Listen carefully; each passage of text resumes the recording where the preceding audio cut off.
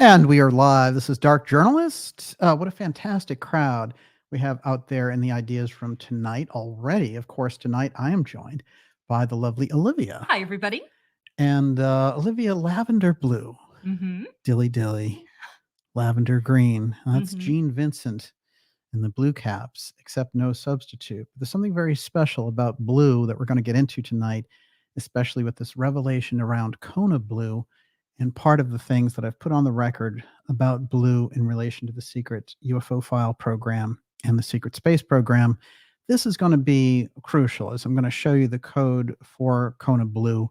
And so this one is going to be kind of a keeper in that sense. It's X Series episode 167, KONA Blue UFO file versus Blue Enigma code revealed. And we have a terrific crowd out there already. Before I jump into everything, Miss Olivia, how's the temperature out Temperature's there? great. Everybody is just throwing all their blue words out there, Yes. Blue Pop-Tarts, etc. Well, we introduced blue. I've been watching, as you know, I'm very deep on the steganography side, and I've been watching something in relation to steganography around blue.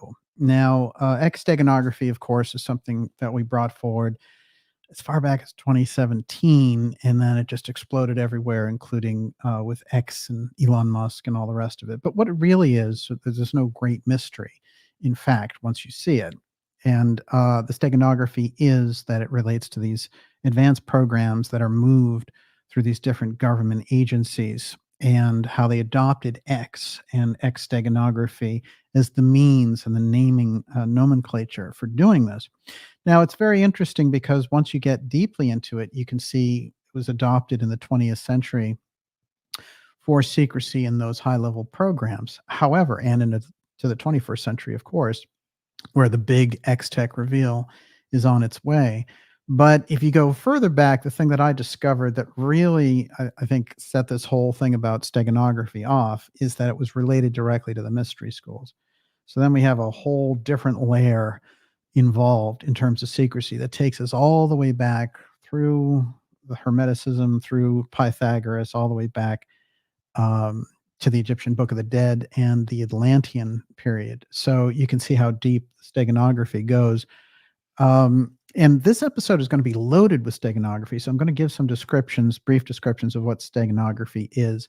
One of the other things we're going to do is explode this myth about KONA Blue, which the government admitted. This is a program that I put on the record last year, and I'm going to provide some evidence for doing that. But anyone who's been watching this show knows that we did the Blue episodes last year, and it's something that we brought on the record. This is very important, and we're also going to find that it's one of the reasons why I've been told this anyway, that the UFO whistleblower David Grush reached out to me because they wanted to know how I knew about blue. So tonight I'm going to tell them. And this is going to kind of be interesting in that sense. The other thing that we're going to do tonight is take your questions in the second half of tonight's program, and Miss Olivia is putting those together right now. You can ask them anytime.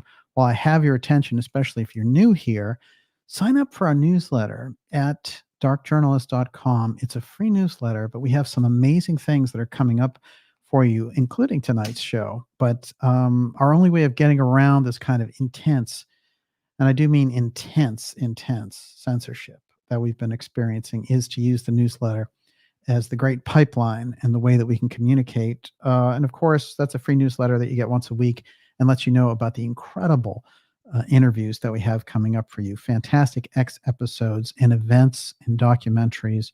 And speaking of documentaries, on May 3rd, put the date aside because we have the 2-hour presentation, The Craze in the Hot Zone. This is Atlantis at its very best. And I've been working on this one for a while. I'm telling you in advance, but Friday, May 3rd, mark it on your calendar. We're going to be here and do the X series presentation. This one is going to be quite special, along with tonight's episode.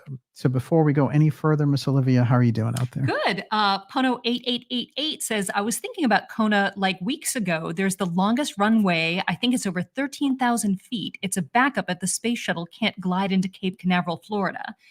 And Roger Claiborne says, all I wear is blue now that I know that they're immune to space lasers. LOL. Well, this was interesting because as soon as we put blue on the record, all the stuff about the Maui fires and blue and how the blue roofs wouldn't be touched. And an interesting tie into that was actually Biden during the State of the Union gave it away. He was like, oh, yeah, the ones with the blue roofs weren't touched. Did you see that? That's him on a hot mic. And no one in the traditional media understood what Stepford Biden was talking about, but we understood it quite well. But it's interesting, even that he was caught speaking about this. I think this is kind of unusual, shall we say? I don't know what you thought of that one, but seemed to me that that was a strange slip. Of course, Biden did the State of the Union last week. He was all, speed cocktailed up, and it was a disaster of the State It of was the Union. offensive. Yeah, it was quite offensive. And the other thing about it is there it was lying over and over again. It was like, we've never had it better with the economy. The world is safer than ever. Everything just the opposite of what it is. And that's a big 1984 trick, as we know. That is the double plus good kind of response that we would expect.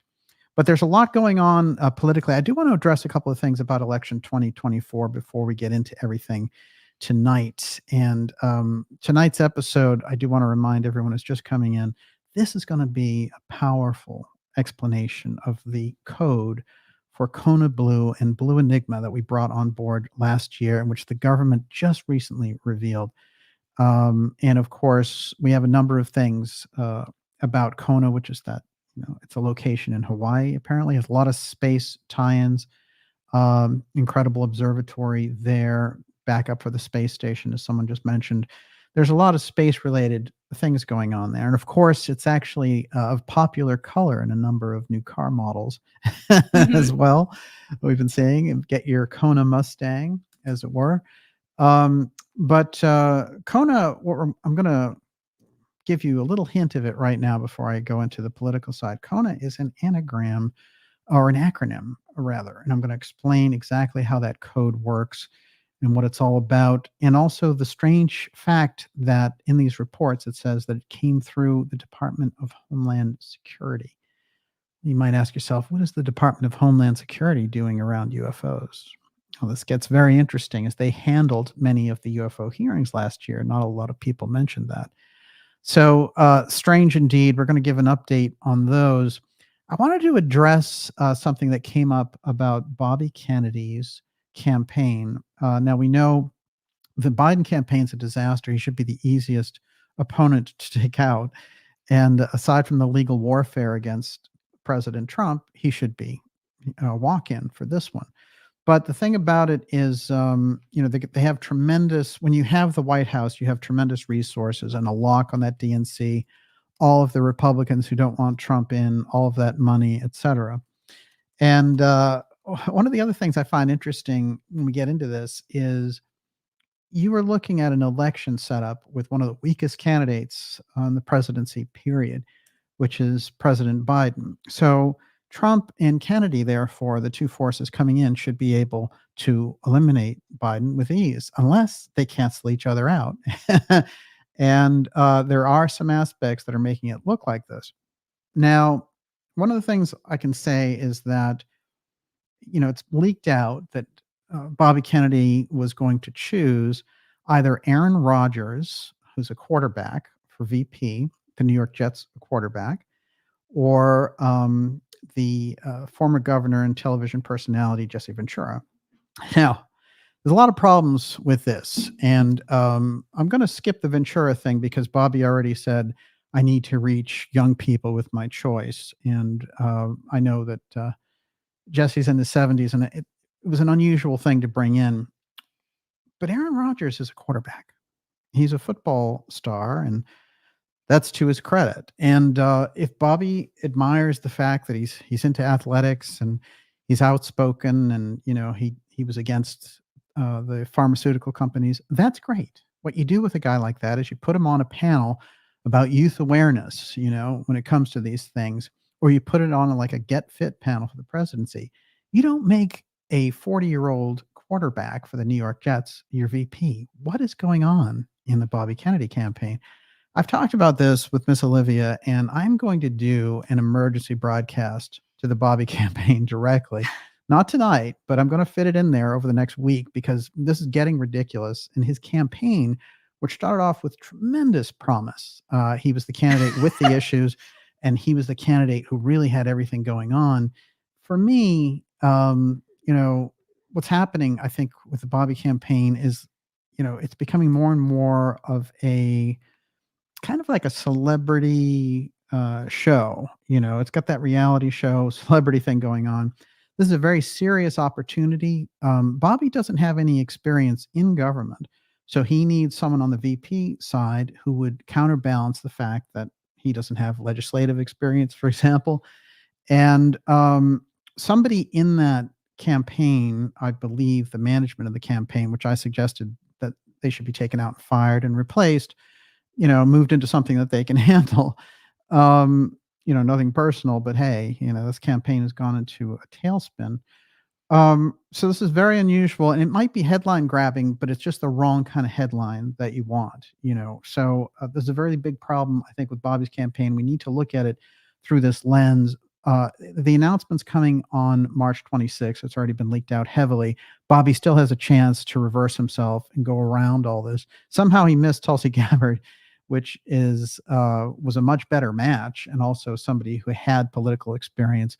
She's actually been doing fundraisers and things for Trump. So Bobby kind of lost her off to Trump in terms of her being a figure maybe in his campaign or VP potential.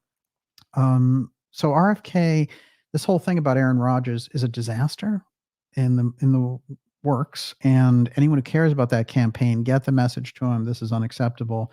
And I don't know who's giving him celebrity advice. I keep hearing about, people like Del Bigtree who are good on other things, awareness around pharmaceutical companies, but they're running with a 32-person team, all the PR for the campaign. And I think that they think this is a PR thing, hey, we'll get a football hero on board.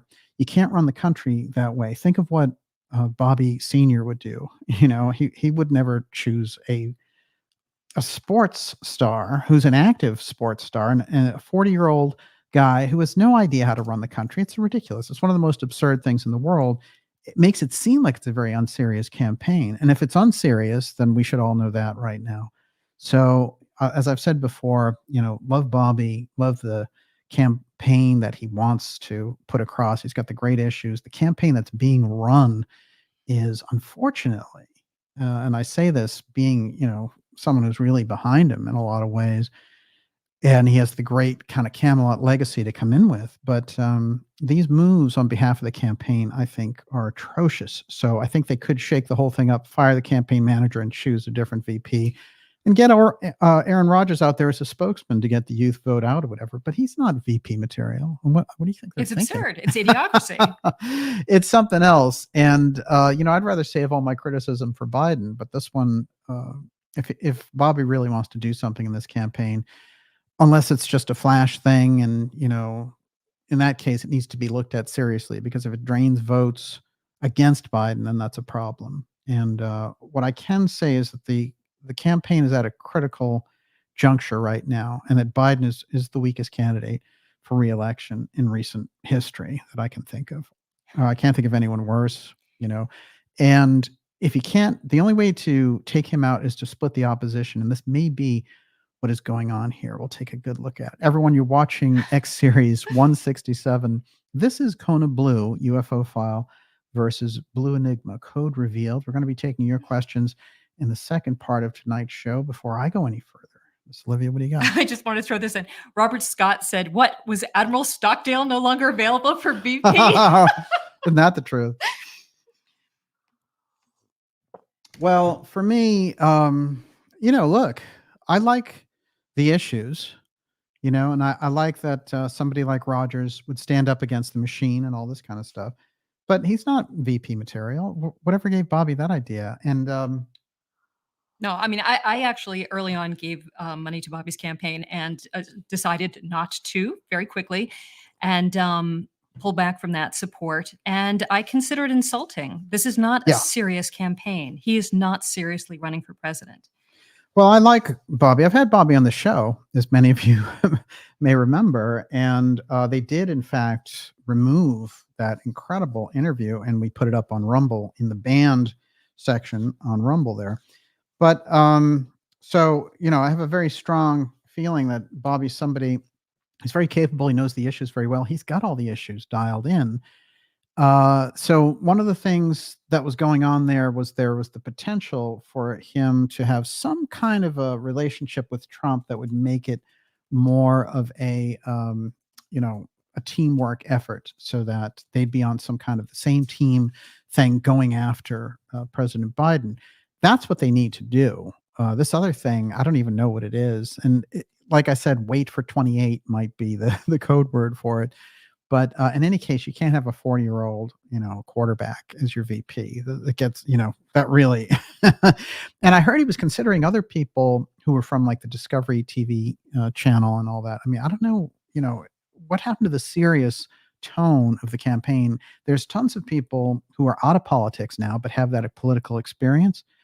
Or there's still some that I can think of who are in politics and in the Congress who he could get as potential VP. So I don't know what's driving this, but this would show you a lot about how he would operate as a president. And if he'll take bad advice like this, it's not a good sign. So either he reverses himself dramatically, or I think you're going to lose a tremendous amount of support. And it's a shame because, as I said, the candidate is better than the campaign, and Mhm. that's crucial. And I think with what's going on in relation to Trump and Biden, there's a tremendous opportunity there to do something special. But Biden has no record to run on. He's a disastrous economy. He's brought the world to the brink of World War III. He got us heavily involved in the Ukraine war instead of negotiating a peace settlement. I mean, it's been one of the worst presidencies I can think of. Not to mention the fact that they've opened up the southern border to a complete invasion. And when you overwhelm a country's resources and you overwhelm the population, we already have this crime wave as a result of this. That's a disastrous policy. So, in terms of the presidency for 2024, here's a couple of key things to remember. One, it's all about stopping the flood through the southern border. I don't care anything else that's going on. That's the key number one issue. Because if you don't have a border, you don't have a country. And that's exactly what the kind of UN style, WEF style setup is all about. They consider us just part of a North American economic union. They don't care about the Constitution of the United States. So they just want to heap in all of these, different cultures, which, ordinary immigration is one of the greatest things in the world. And we have a process for it. Loading in criminals, and the types of things that we actually see that are going on is totally different matter. And we're already having incidents as a result of it. This is the crucial issue. I don't care what anyone says. And anyone who says, oh, 2024 election doesn't matter, look to your local electors or whatever. Look, the person who can stop the invasion on day one is the next president. Okay. So that's who we need to get in there. It's either Trump or Bobby, because at this point it's looking like Trump. And because we know that's one thing he certainly will do a lot about. So this is crucial. And, you can have all kinds of attitudes about don't get political or whatever. And on this program, we talk, all kinds of points, left, right, center, and all around, because wherever the good ideas are that support the Constitution, that's where we find ourselves. But if we are going around this, and if we're not supporting the Constitution, if this is what we're left with, then you're going to get a lot of political pushback. And that's what we need to be seeing going on. So this was a big disappointment on the Bobby Kennedy side. Let's see if he can recover before the 26th. That's what we're pulling for, because he's got the issues, as I said. And I do think, on balance, Trump has been doing mostly the right things, but he needs to also come forward and say, here's my 5-point economic plan. Here's how we can get the country going again. And my program from day one to throw out, these people that have come in illegally through the border, and to lock up the border. I think that is a crucial thing for the next president to do. And Trump seems like the only one who can really handle that aspect. Everyone, you're watching the Dark Journalist Show. Whew, a lot going on. Not to mention the fact that the UFO file, in my opinion, is going to be right in the heart of the 2024 election. And make no mistake about it, it's there and it's there to stay. And whoever the candidate is who gets in front of that is going to be doing a lot better than the person who just ignores it or doesn't mention it. We know that two of the candidates here have a very crucial role in relation to the UFO file, and that is Bobby through his family, and of course, Trump through Uncle John, and of course, through the Space Force. So these are the crucial aspects. Everyone, you're watching the Dark Journalist show. This is X Series 167, KONA Blue, UFO file, Blue Enigma code revealed. Tonight, we're going to go on the record. This is going to be history making. Last year, we put it forward about Blue, and no one really knew what we were talking about. I went on the Alex Jones show talking about it, and people are like, what is this Blue?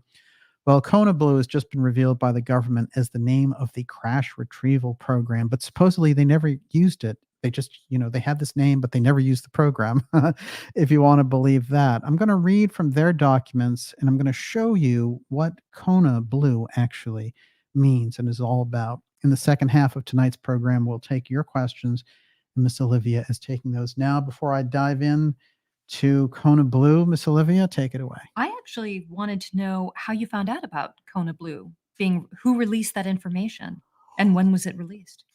On the government side, Mhm. well, through my own research in steganography, I found out about Blue about 3 years ago, and I nailed it down somewhere around 2 years ago, and then released it out to the public last year. Blue Enigma is the presentation that we gave, and that was on November 23rd. But on May 30th, I gave a presentation on Blue. It was the setup for Blue Enigma, and these are well documented, so we know what we're talking about here. So this program that we did, X Series 150, Blue SSP UFO file, this was in May of 2023. So the program KONA Blue, nobody even knew, it wasn't on the record anywhere. Nobody understood Blue anything, but these are the programs behind the scenes. The program I was tracking went all the way back, and I mean all the way back through the 20th century. And I'm going to also tell you that most of the Blue naming mechanism comes from a very ancient source and is used widely in Masonic circles, which is where the secrecy naming nomenclature came from for this. We did JFK 60 Blue Enigma, the full presentation on that. That was the documentary we presented on the 60th anniversary of the JFK assassination. Did that one with Kelsey Forrest in the theater, and we have many more of those coming up. But this was crucial because in the summer, I presented Blue Enigma also on the Alex Jones show. So this is, already well defined. It's already on the record. And there's a reason why I'm pointing this out. It's not to pat myself on the back at all. It's to have us wrap our heads around the idea that if we can get the steganography right, we can unravel the things that are going on in the background, so that by the time the government admits things, very often it's too late for us to do anything about it. But if we have that steganography and that understanding going in, then we're in a much better space. Now, what's interesting is, just briefly on steganography, um, if we go back in history and we look at where this was really used heavily, it was used heavily in Egyptian times, used heavily in Greek times. But in our kind of, more modern times, the past 500 years or so, it's Johannes Trithemius who brings it forward. And this was somebody who was an abbot in the 15th century. And he was discovering all these incredible things, incredible texts. And he decided that in the situation that he was in, with all the esoteric information that he had, that he would actually become a target of the very church he was working for if he were to bring this out. So he developed a system for naming these things, and he said it was based on the Greek version of a page within a page, which he called steganography. It's a little different than cryptography, the way it's done. Cryptography is very often a puzzle, and we know what it is. We try to solve what it is, what the code is. Steganography is something that's out there that you see every day, that's very public, that only initiates will understand its relevance. So, in terms of the X steganography, when you see things like X, which we predicted this was going to happen with the X Everything app, and Musk coming forward with this is all about signaling about the X technology. Bezos, of course, Blue Origin, all of the pictures behind him had the X, which we've shown on this program many times. And I don't want to be too, Illuminati'd out with the symbolism here, but the idea basically is they've been using the X. This is part of the inside messaging back and forth. That's just the way it goes. And once I realized it, and I had something like 160 examples, that's when we rolled it out through the show. And that's what we've been doing here on the program. But intricately woven throughout all of this, through the mystery schools, through advanced technology, the UFO file, Atlantis, everything, is this X steganography. What is it? And what does it reveal? Well, it's interesting with Trithemius also because it was his system and his naming system and the scrolls that were kept of his esoteric writings, which were stumbled upon by the founders of the Golden Dawn and launched the Golden Dawn there late in the 19th century. So you can see this information has been vouchsafed and is kept coming out. But if we understand steganography, which is more often used as like a software term now, you'll have a whole picture and then one pixel will be a message to somebody. So that's how they use steganography in popular, in talking about it. However, in truth, steganography goes across the board and it has this messaging. So blue in this case, when you get around the UFO file, is crucial because all of the programs that were charged with investigating UFOs, chasing UFOs, coming up for UFO invasion scenarios, all had to have this naming system going on. And that's where you get Project Blue Book. That's where you get Blue Gemini in the Kennedy era. That's where you get Blue Beam as the alien invasion scenario. It's all blue. And there's a reason for that, which is everything that relates directly to the UFO file in terms of the steganography working through the system all relates back directly to the Blue program. And the Blue program is something which was adopted early on. And as I said, in going over Blue Enigma, that it goes all the way back to Albert Pike and what his discussions and revealing some of the secrets around Masonry. And I have some of those quotes tonight.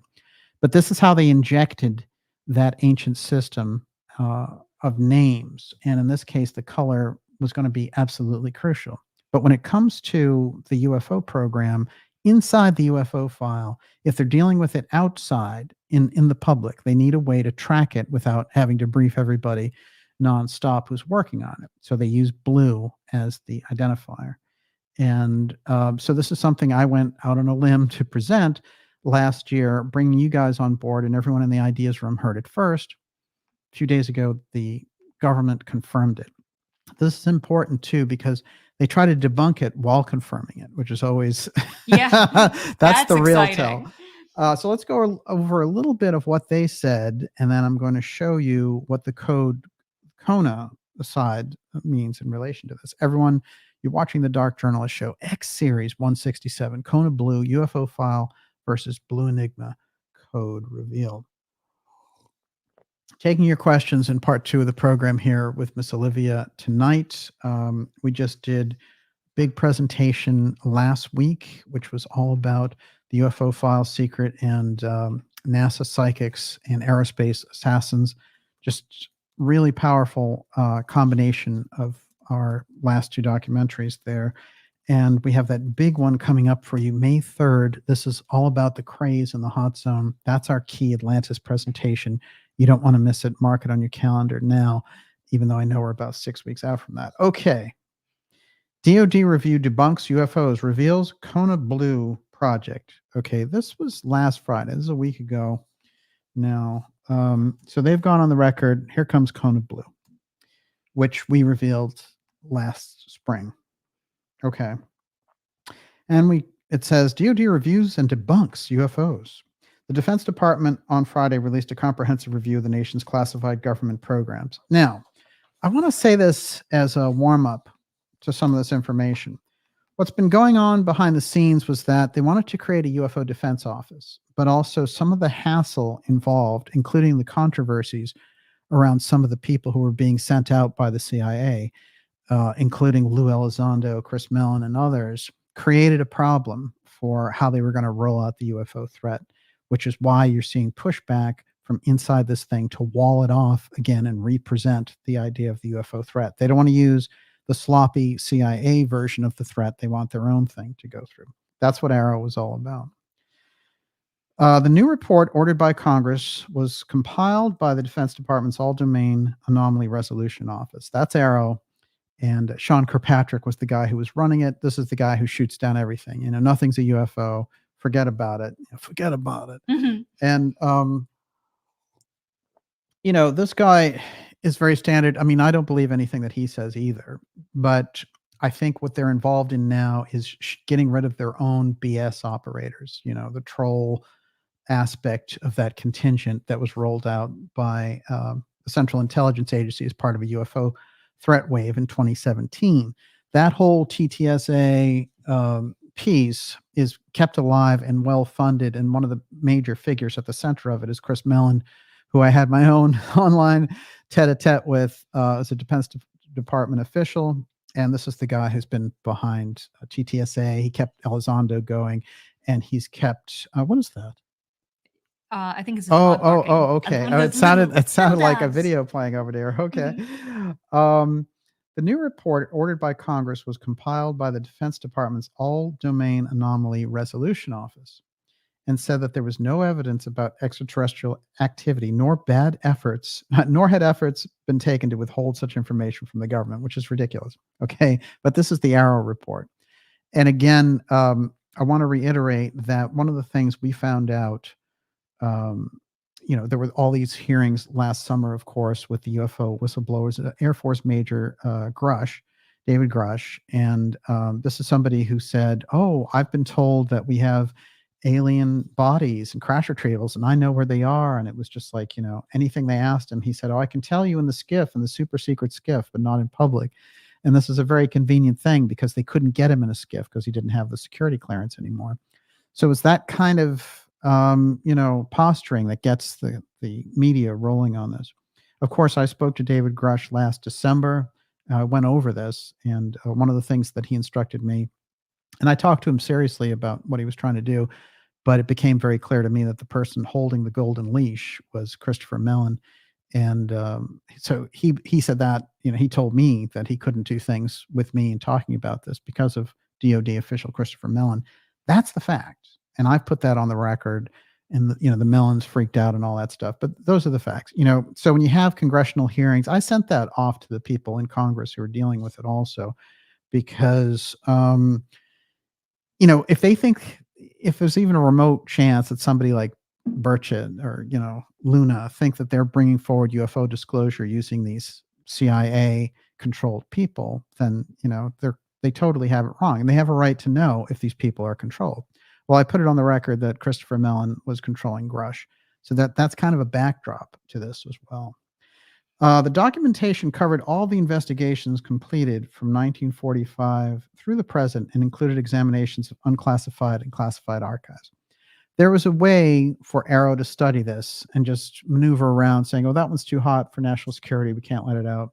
So they could easily say, there was nothing in the records. As a result, the report said there was no evidence that any U.S. government investigation, academic sponsored research, or an official review panel that confirmed any sighting of a UAP. All right, it's the dumb nomenclature there. The name UAP is the acronym that they developed to replace UFO. It was the marketing move on the intelligence side. Reports about suspected alien spacecraft over the years were shown to have often been about sightings of ordinary objects and phenomena and the result of misidentification, the lengthy news report states. Meanwhile, Arrow did disclose a program codenamed KONA Blue, which was proposed to the Department of Homeland Security in the 2010s that would have allowed the government to reverse engineer any extraterrestrial aircraft that would be recovered. Now, I'm going to read the rest of this, but this is the crucial part for us to snapshot.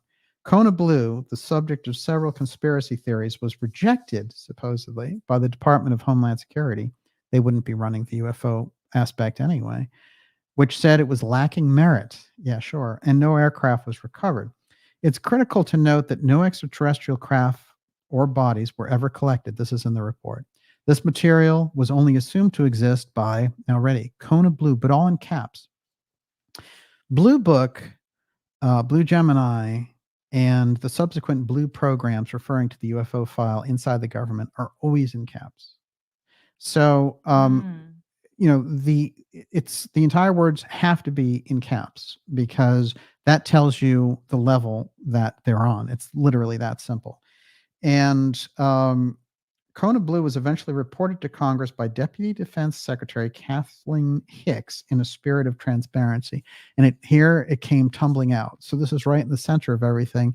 And the whole UFO field is like, KONA Blue, like, we don't know, they're not interested in that. They're like, where's the jellyfish UFO? Where's UFO Lou and all this garbage, right? This is the actual gem in the middle of all of it, because as they think they're blowing off, oh, hey, look, this KONA Blue, although they had the program, it was never actually used and they didn't recover everything. It's a very simple way for them to get around it. Last year, retired Air Force Major Grush, a former intelligence officer, testified to the House Oversight Subcommittee that the government was covering up its efforts to recover and reverse engineer alien spacecraft. That's true, but he was being put up to it by Mellon and Elizondo and the other bad actors. So he doesn't have the standing in order to pull this off and put things right. So if he knew some things, it's too bad because he associated with the wrong people who were very likely feeding him false information. So as we go along here, they're saying, well, they were granted full access to all pertinent, sensitive U.S. government programs. And they said, we saw a small group of people who knew each other who all cited their observations for the purposes of their belief or their observations, who said that this KONA Blue program existed. Now, KONA Blue, the reason that they're letting it out there is they know that a number of people are aware of it, including myself. So they needed to say, to kind of puncture it and kind of take the air out of the balloon and say, this doesn't have any real impact. KONA Blue, they're saying in the report, is something that ended up not being utilized by the government and never recovered any craft, although it was proposed. Now, this happens very often. If you are an expert in any kind of deep state research, for example, the JFK assassination, you'll see over and over again that the way that the CIA gets around different things that they've done is to say it was proposed, but we didn't do it.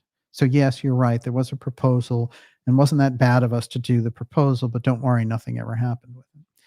But in the proposal, I mean, this is the big takeaway, is that they're acknowledging yes, UFOs by even proposing it. And that UFOs either have or might crash. Yes. And need to be retrieved. Absolutely. For research. Absolutely. The people who believe KONA Blue in the government believe that. But on the government side, they're saying, oh, Homeland Security rejected it, you see. Now, this is a technique, but they knew that they needed to let it out because a number of us were aware of it. And, guys like Grush and all that team, they were aware of it. But so were researchers like me. Okay. But nobody had put it out there publicly on the record until I put out the Blue Secret Space Program and UFO File programs last year. Now let's move a little bit into the code of Blue. And here's what's crucial about this and KONA Blue. KONA Blue is actually an acronym system, and it relates to the crucial alien technology recoveries. Now, as I've put it on the record before, these are about X-Tech recoveries. So they're not necessarily referring to something extraterrestrial, although in the popular way of looking at it, they have been seen as UFO alien crashes. They may be terrestrial UFO crashes by a group that's super advanced and operating right here on a terrestrial basis, and extraterritorial actor, as it were, instead of an extraterrestrial actor. Now, it could also be an off-world civilization, but you don't need that aspect. If you have assumed that there isn't in extraterrestrial civilization. The extraterritorial part will work just fine. Now, I've assembled these, and this is going to explain exactly now what KONA is in KONA Blue. Are you ready? I'm going to put it on the record. Yes. All right, Okay. here we go. Here's KONA. This is the term that they've let out. And this is the program, Blue, that we've put on the record last year and caused a commotion with. Okay. The K for in KONA stands for Kingman. Kingman, Arizona is the crucial crash retrieval that took place in 1953. And I'm going to read about the crash and its retrieval and the witnesses in relation to it. This is one of the most crucial retrievals that the government participated in getting back this X technology from this extraterritorial or extraterrestrial civilization. So Kingman is going to be the one that we really focus on tonight. The second one, the O in KONA, is Ossining. Ossining, New York, is a 1962 crash retrieval that took place.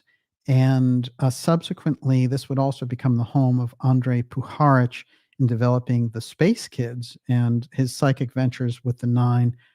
This goes deep on the government program side, and there was a huge wave from 1962 to 1984 in the Ossining area.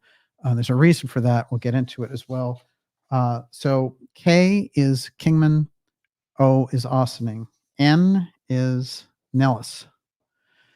Nellis Air Force Base, there were observational craft taking a look at what was going on at Nellis, and there was the attempt to have a simulator simulate what was going on in relation to UFO track development. And along the way, we actually shot at a craft over Nellis Air Force Base and was able to take it down. This is the N in KONA. And the A in KONA is the Aztec crash, which is the 1948 crash in Aztec, New Mexico. Now, I'm going to go into each one of these cases, but in the case of Aztec and Kingman, they may be the two most crucial. But these four retrievals, obviously, there's a couple of crucial ones missing, Kecksburg and Roswell, and I'm going to describe how they left them out of the naming system. But the Aztec, New Mexico crash has something very important in it, which is the apotheum aspects that they're studying are crucial in these cases. And there are reports of the scientists working on these particular recoveries and getting sick, transforming their personalities. A number of unusual things happened to them, including the fact that time stopped when they went inside the craft. So the whole thing about missing time and everything else, they lost any reference to traditional physics. This is where the secrecy around that initial wave of UFO sightings and crashes took place. But the quick review on these is quite simple. This is, as it were, Kingman is the K in KONA. O is Ossining, New York, which is that kind of fantastic property and location above Yonkers in Westchester County. The N is Nellis Air Force Base, and some of the things that were going on with our redevelopment of these craft and the craft going in to check out what we were doing or even recover it, and us taking it down. And finally, the Aztec case, which also was the result, apparently, of getting into trouble because we had targeted it. The Aztec case is one of the most well-documented cases, and the Kingman case, I think, is so far under the radar, but has some of the best witnesses and best information. I'm going to get into these tonight, and we're going to solve the riddle, but that is the code for KONA Blue. And we have it on the record now. Everyone, you're watching the Dark Journalist Show. This is X Series 167, KONA Blue UFO, Blue Enigma code revealed. We just put the code on record here. We're going to be taking your questions in the second half of tonight's program in about a half hour. And in the meantime, I'm going to get into these individual crashes. Before I go any further, you're up, Excellent. Miss Olivia. Red Cap Goblin said the same thing I did, which was Kecksburg, which of course could be folded right into K again. And Roswell, of course, is really Corona, which is, you could just include the ONA in KONA. Oh, yeah. Isn't that interesting? Well, there's going to be reasons. Now, it's interesting because in the case of Roswell, apparently the craft was so badly damaged that they may not have been able to do the redevelopment that they were able to do in these other cases. In the case of the Kecksburg thing, it may have been a known technology that they were tracking. So this could be quite interesting, I think, as we get further along going into it. I want to describe something also that's going to be a prelude to an interview I have coming up with Walter Bosley, the author. And it's interesting, Bosley, we've done some interesting shows before, and his books are absolutely fascinating. But one of the things that he's been very deep on is the airship mysteries and its relationship to NIMSA, which is the Advanced German Technology Group that operated in the 19th century and was doing all this stuff. They brought over here the Sonora Aero Club. And some of that research around Del Shao and his art representing this incredible airship capability and what that was all about is quite fascinating. He has a new book called NIMSA. And inside that NIMSA book, there is a whole trajectory. Even I have not even spoken to Walter about this, but there's a whole crisscross between his research in there and things that I've been doing around the mystery schools that is going to be explosive and maybe really open this whole question of the UFO file up dramatically when we get to it. In the meantime, I want to show you a few things in relation to some of the early development of craft. Now, I put on that John Worrell Keeley had a demonstration of discs operating through sound. And these were basically flying discs. And there was actually something that he put on the record. I found it in an English magazine, which was the 100-year celebration of the magazine. And this is interesting, too, because it was a rare find. It was the fact that I found this illustration, I still think is one of those things that happen when I'm doing the X series. Like things just seem to fall in my lap sometimes. But in any case, there was an illustration of this reporter who came there and described what took place. And they did an illustration in that period. And you can clearly see, he's playing these instruments and these discs are flying at his demonstration. Well, I'm going to show you something from a guy in 1927 who was operating a very early version of UFO crash, or UFO development, rather. The crashes come later. All right, let's take a look at some of these inventions.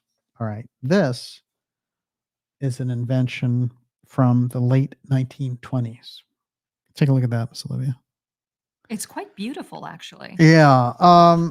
It's interesting, too, because the guy who did them was a sculptor, and someone became interested in his art.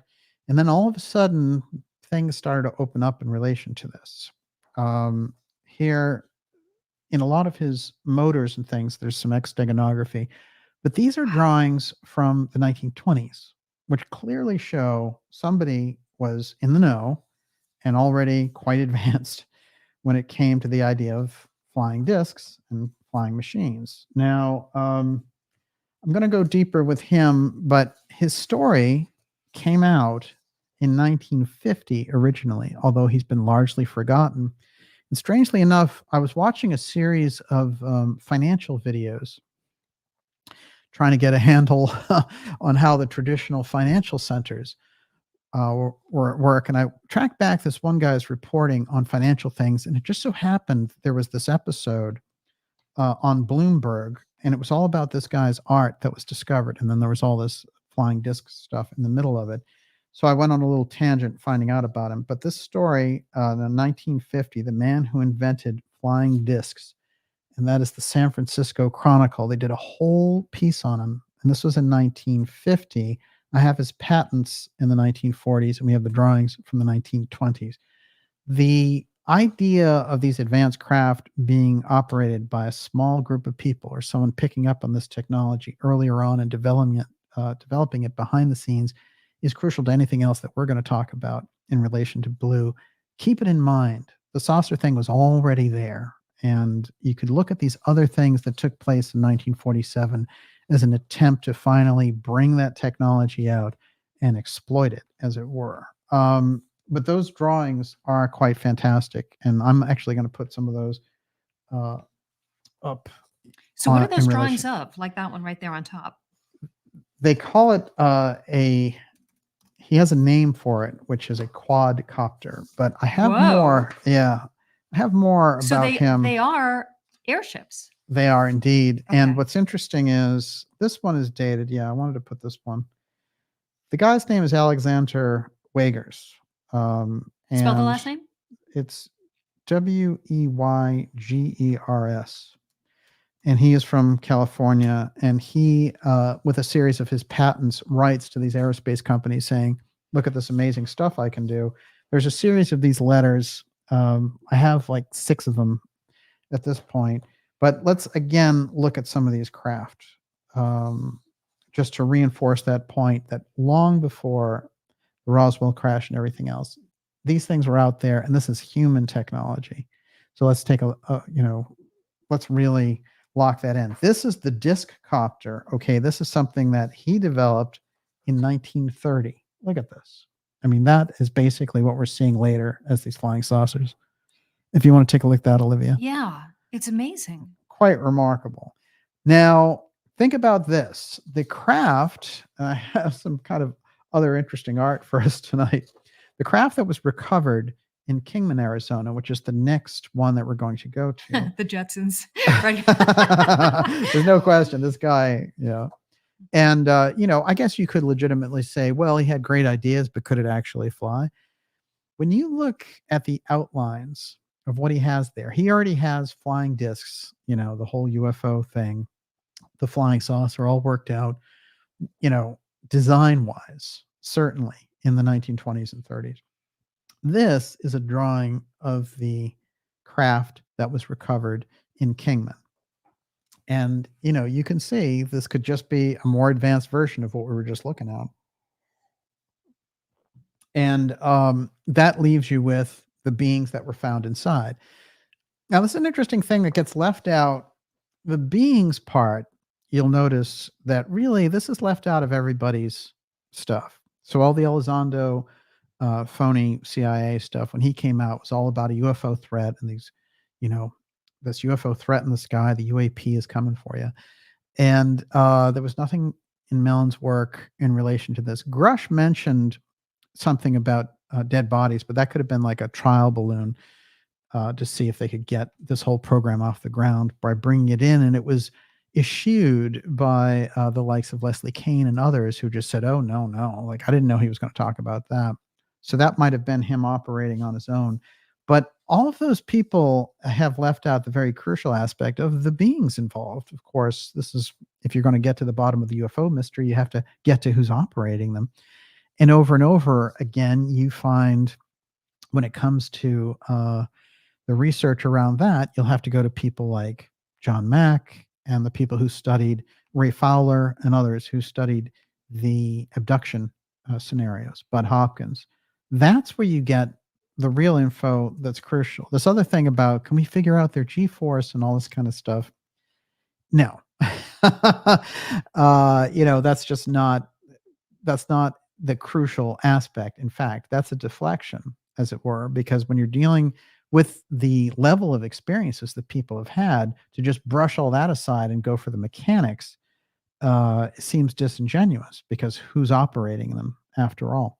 So when we think about that, we get into all these groups that seem to, all the different alien groups that we've heard about, like the Greys, the Pleiadians, and everything, so when we think about this, there's the level of apotheum involved when the beings are around and when the crafts are around. But the beings doing all the tests and all these types of things are also quite remarkable. Now, there was a a guy who was a whistleblower. And it's very interesting because his name was Bob Uhouse, and he'd been in the military. He was in the Marines and the Air Force, and he claimed to have worked on, the recovery simulation for the Kingman craft. And he talked all about how they did it and how they found four beings on board. Now, although this comes from an abduction case that comes up later, this basically looks like the beings that were there in the Kingman craft. And this is a very classic, but I think one of the more important gray drawings. And the Kingman craft had four of these beings, and they were all alive, according to our friend Bob Uhouse. Now, Uhouse passed away in 2009, but he always thought that all of this would come out because, according to him, they all signed 50-year agreements on secrecy. And these secrecy agreements were set up in 1953, and they were for 50 years. So he thought after 2003, it's anybody's ballgame. But he came forward in a series of things. But he's somebody who claimed to have encountered the J-Rod character. And J-Rod was supposedly a gray scientist that actually communicated.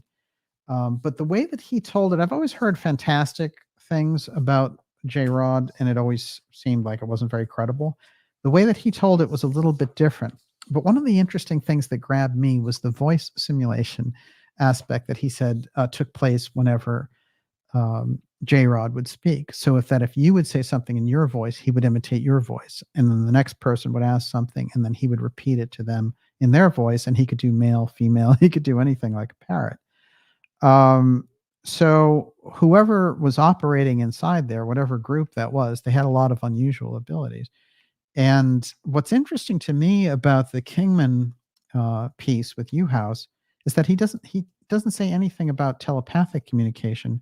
He says, "Oh no, they talked just like, J-Rod was the only one that talked, but he talked just like you and I talk, except he would adopt whoever accent that he was speaking with."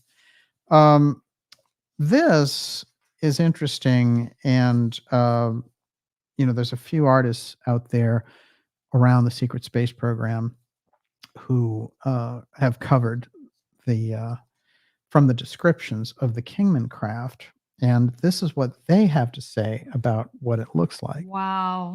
So, Where is that? It was in That's in a pretty good shape. hangar.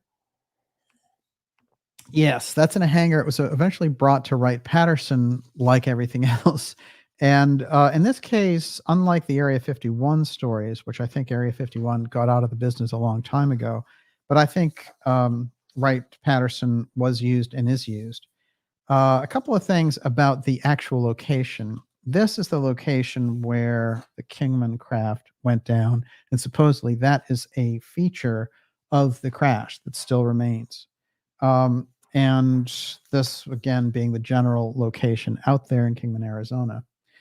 Now, Arizona comes up a lot in my research, and I'll tell you that. It comes up in everything from mystical explorations to the UFO file to the mystery school aspect. And it comes up as a mining destination for the Atlanteans with the two-eye crystal and the Casey work. So I'm always around this Arizona piece.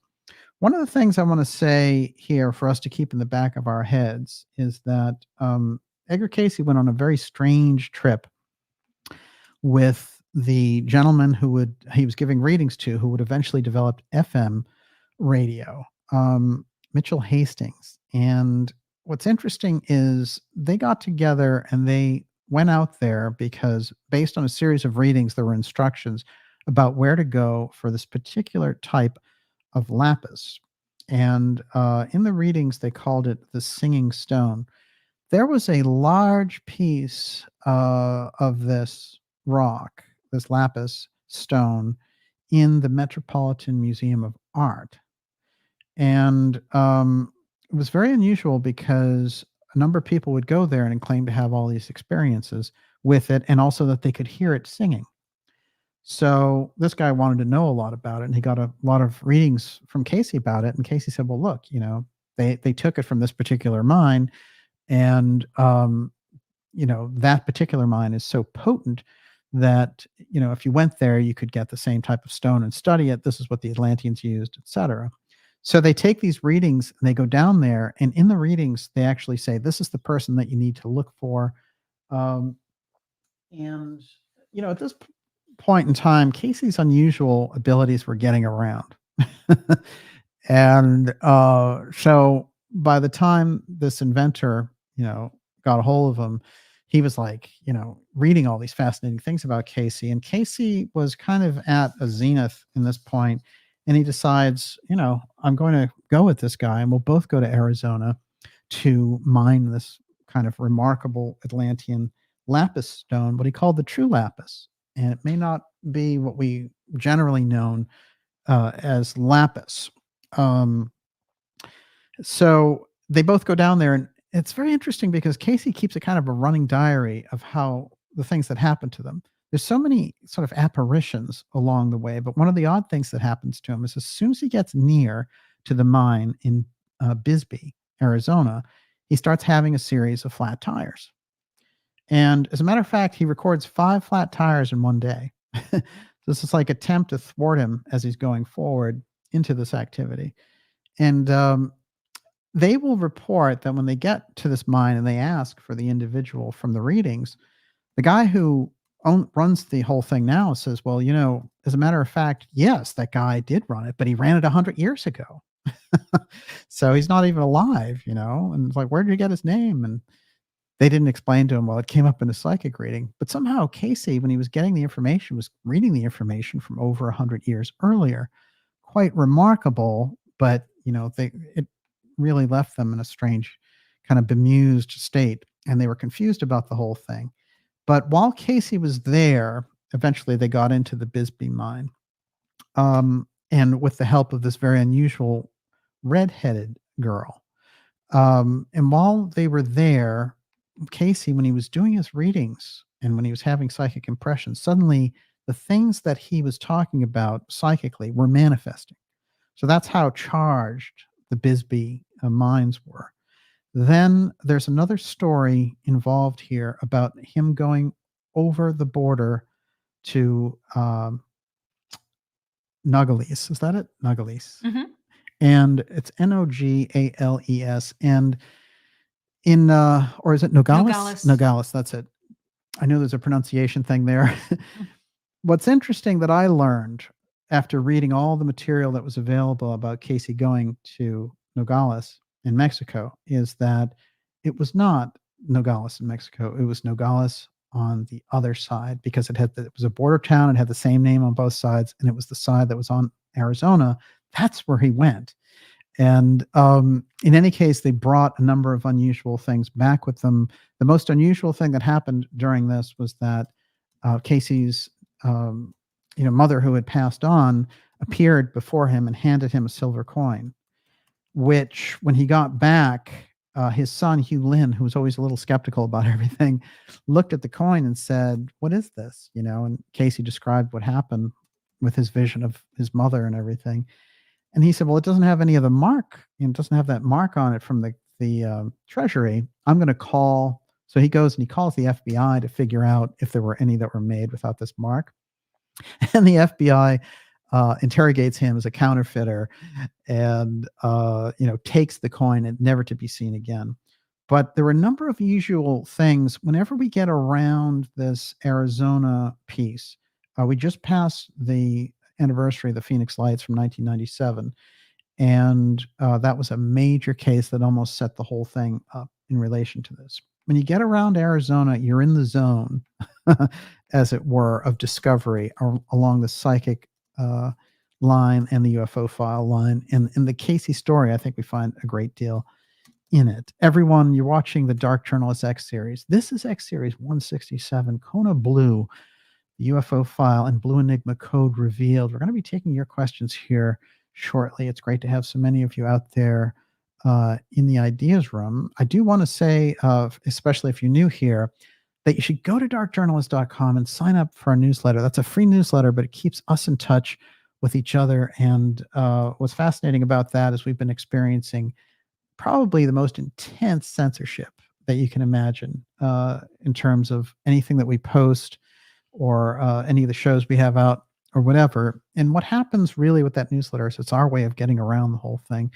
And it takes 20 seconds to sign up right at darkjournalist.com. It's a free newsletter and it keeps us in touch. It lets you know about the amazing, fabulous interviews that we have coming up for you, along with some incredible shows, documentaries, live events. It's all there. And so stand up and be counted. Make sure you are on board with the newsletter. And also, while you're there, support the program, subscribe, and get behind our efforts here. Don't hang out on the sidelines. Mhm. Get behind the good work. And, I have a little aside here about this kind of, I want to call it counterfeit conspiracy. And I think that this really needs to be a whole area unto itself. And I'm just going to do this aside dealing with the Netflix special around Danny Casolaro. Little did you know that they're weaving in fiction with their facts. The people who sent me links about it, when I checked it out, I was able to debunk things left and right. And then I was going through the various reviews and interviews of these people, and they openly admit it after the fact, saying, well, we did this as a reenactment. But it gets creepier and creepier as the person who was exploring the Casolaro story. And it's interesting because, we've done a lot on the Danny Casolaro story. I had Joseph Farrell's cousin on here last fall who knew Casolaro and had encounters with him. And Joseph, of course, has done some very interesting work on Casolaro. What's amazing is the person who got all of Casolaro's work out was Ken Thomas and his writing partner. And it's interesting. They don't even mention those guys in this special at all. So it's literally a, go for the gold thing. And as they were getting all these ratings and stuff, I was realizing that they decided to drag the Kennedy assassination in there and make up a bunch of things about that as well. So I want to put a big warning sign on that documentary one, that it is what is called faction. That is, through reenactments and things, they go through scenarios that they think might have happened based on their screenwriter in the back room, not based on facts and real investigative reporting. It's got nothing to do with either of those two. It is faction. So anything that looks good that they think might sell, they roll it out there around a real story. So we wrap a story around this thing that's already been out there that a lot of people and good researchers have gone after and try to get some traction on. And again, I hear from people, even when I tell them, well, this is, they're using like straight up fiction here in a lot of this. And they'll say, well, it's good, isn't it, that the story's getting out at least? You have to weigh that out, because if a false version of the story gets out, how good is it? It's like the UFO thing. Some people have said to me, well, disclosure is disclosure. If it's CIA disclosure, who cares? Well, no, CIA disclosure is a lie. So getting a lie, you're better off with nothing than a lie. Yes. And you don't have to have nothing. You can get at the real story. So I want to identify this counterfeit conspiracy because I've been seeing a lot of it. And what happens is these groups come in to this field and, basically what these guys are looking to do is very different from investigative reporting. They're looking to sell a show, and they're looking also to dumb things down. Remember, this is Netflix we're talking about. Obama is producing a special about the Betty and Barney Hill abduction that's coming out in September. Man, I'm looking forward to that. I mean, think about this. One of the things that really, I took offense at in relation to all this, and I think it is a disaster, is, and this is really unbelievable, but they took these kind of rantings from this author that had worked, and she did a book on Casolaro that, it had Sherry Seymour. It had some good points in it. It wasn't the deep dive that I've seen other people like Ken Thomas do, but it was something. And then she's talking about this thing and how there was this character, Robert Booth Nichols, which shows up in the story, and how he showed her a version of the, they go into this whole thing about the driver did it, version of the Zapruder film, which we know is a fake thing that the CIA rolled out there to keep people rolling around this idea and not get at the real thing. And they rolled it out to some conspiracy researchers, and then some people hung on to it, and other people realized what was going on, that the whole thing was manipulated to make it look like that. Now, they kept that in there, but another thing that they did was, and this is absolutely offensive if you know anything about the Kennedy assassination, is they said the typical Zapruder film that we see, and the guy had supposedly showed Sherry Seymour, the author, this Robert Booth Nichols deep state guy had shown her this, that there's half a tree there hanging in midair. And he said, that's the traditional one that you see. And then it was like, oh my God, it's been altered. And what they did, these guys, the two people who put together this show, they altered the videotape of the Zapruder film to show that phony thing, which doesn't exist in the actual film. So, the tree, anyone who knows the Zapruder film, they must think that everyone's an idiot out there. The tree in the Zapruder film is right there. Anyone can see it. Close up on this here. That is the tree. Okay. It's not a tree hanging in midair. It's a full tree and it's there. They digitally altered it and they didn't tell the audience that they did it. So they have it floating in midair and they fill it in with grass. And then they're like, oh my God. And they show both of the reporters going, I don't believe this, with these camera crews. Look, this is manipulation of the highest order. And they don't say reenactment. They don't say video edited or whatever. They play it like it's real. So they do a lot of that in this special.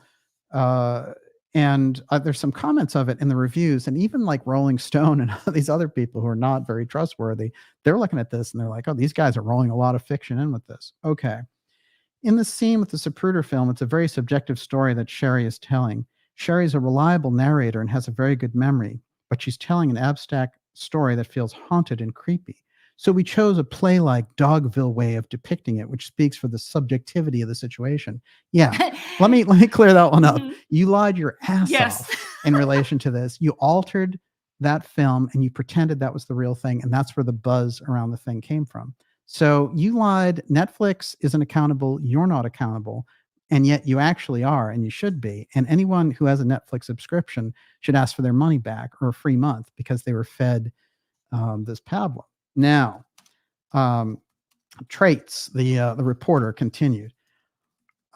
He goes on and he goes, the JFK tape story shows a situation where you can't help but not believe your eyes. That's the disparity between you and what you know is true and what you're seeing. And it does some weird manipulation inside you where you suddenly don't know what's real. Yeah, because you're manipulating the film. So these video editors took the tree out and pretended there was a Zapruder film mystery instead of going after the real thing. So you see, this is counterfeit conspiracy. It's a complete joke. And if I were a Netflix subscriber, I would ask for my money back. I was able to watch this thing, and let me tell you, what they were able to do was weave in what other researchers have done around the case. They were able to weave in some home video of Danny Casolaro, who was, of course, Casolaro was after a real deep state operation that was tied in with the UFO file. They didn't get into that. But then he was found dead in a hotel room in West Virginia. Now, what they do is they confuse the audience also because they have the actor who's doing the story. They have him dress up, the reporter who's doing the story, they have him dress up as Casolaro and do the reenactment. So people can't tell when they're watching it who's what in relation to all this. So it is really screwball. And a lot of even the reviews of it are calling that out. They're saying fact versus fiction. The Octopus Murders. What happened to Danny Casolaro? The American Conspiracy. The Octopus Murders is a gripping new Netflix documentary about government corruption. What's the truth about this story? Well, the truth is that this guy lied. And he rolled in a bunch of fiction with the facts. That's how they created the thing. So Christian Hansen in American Conspiracy, and he's, doing the whole thing with this other reporter. And supposedly it's his friend who's off the hook, and he's videotaping his friend. And he's like, what are you getting me into? And it's such a phony, it's like a reality show setup. So there's a couple more things I wanted to mention there. I want to show you, and remember how serious the case is around the JFK assassination. and that whole piece, and how they rolled this phony thing in there was just unbelievable, especially right after the 60th anniversary. The CIA is still holding the records. There's so much information that could be brought forward in something like that. And instead, they went for this ridiculous gimmick. And they also have this thing going around like, oh, maybe people are chasing us. And they go into this whole like phony paranoid thing, like hipster paranoia. Oh, it's hipster conspiracy. A real disaster. And, this is part of the counterfeit conspiracy thing going on. That's the thing. And I want you to take a real look at this. American Conspiracy, The Octopus Murders, Why a Chilling Scene About JFK's Assassination is Key to the docuseries. Well, it's a fake. They don't mention that in the review. So they're saying that that phony thing is key. Now, you look at this person here, and you might think, well, that's Danny Casolaro, right? It looks like Casolaro, and he's reviewing the things. That's the weird guy who is doing the documentary dressed up as Casolaro, doing the reenactment. How creepy is that? So for me, this is one of the most disgusting displays, and the fact that they were able to roll it around that story is just remarkable.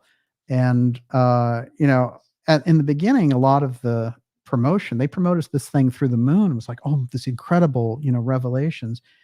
And I had people who were pretty smart who were watching this and getting sucked in and being like, oh, there's a JFK situation in there. Watch, there's only half a tree. So they were fooled, and the filmmakers didn't tell them. Netflix didn't tell them. The reviewers eventually got around to it. And when I watched it, because I know each frame of that film like anyone who studied it, anyone would know that the tree is there in the original film. So that was complete bunk. So big fail for Netflix on that, and actually a huge disgrace, in my opinion, for them to exploit both Casolaro's death and Kennedy's.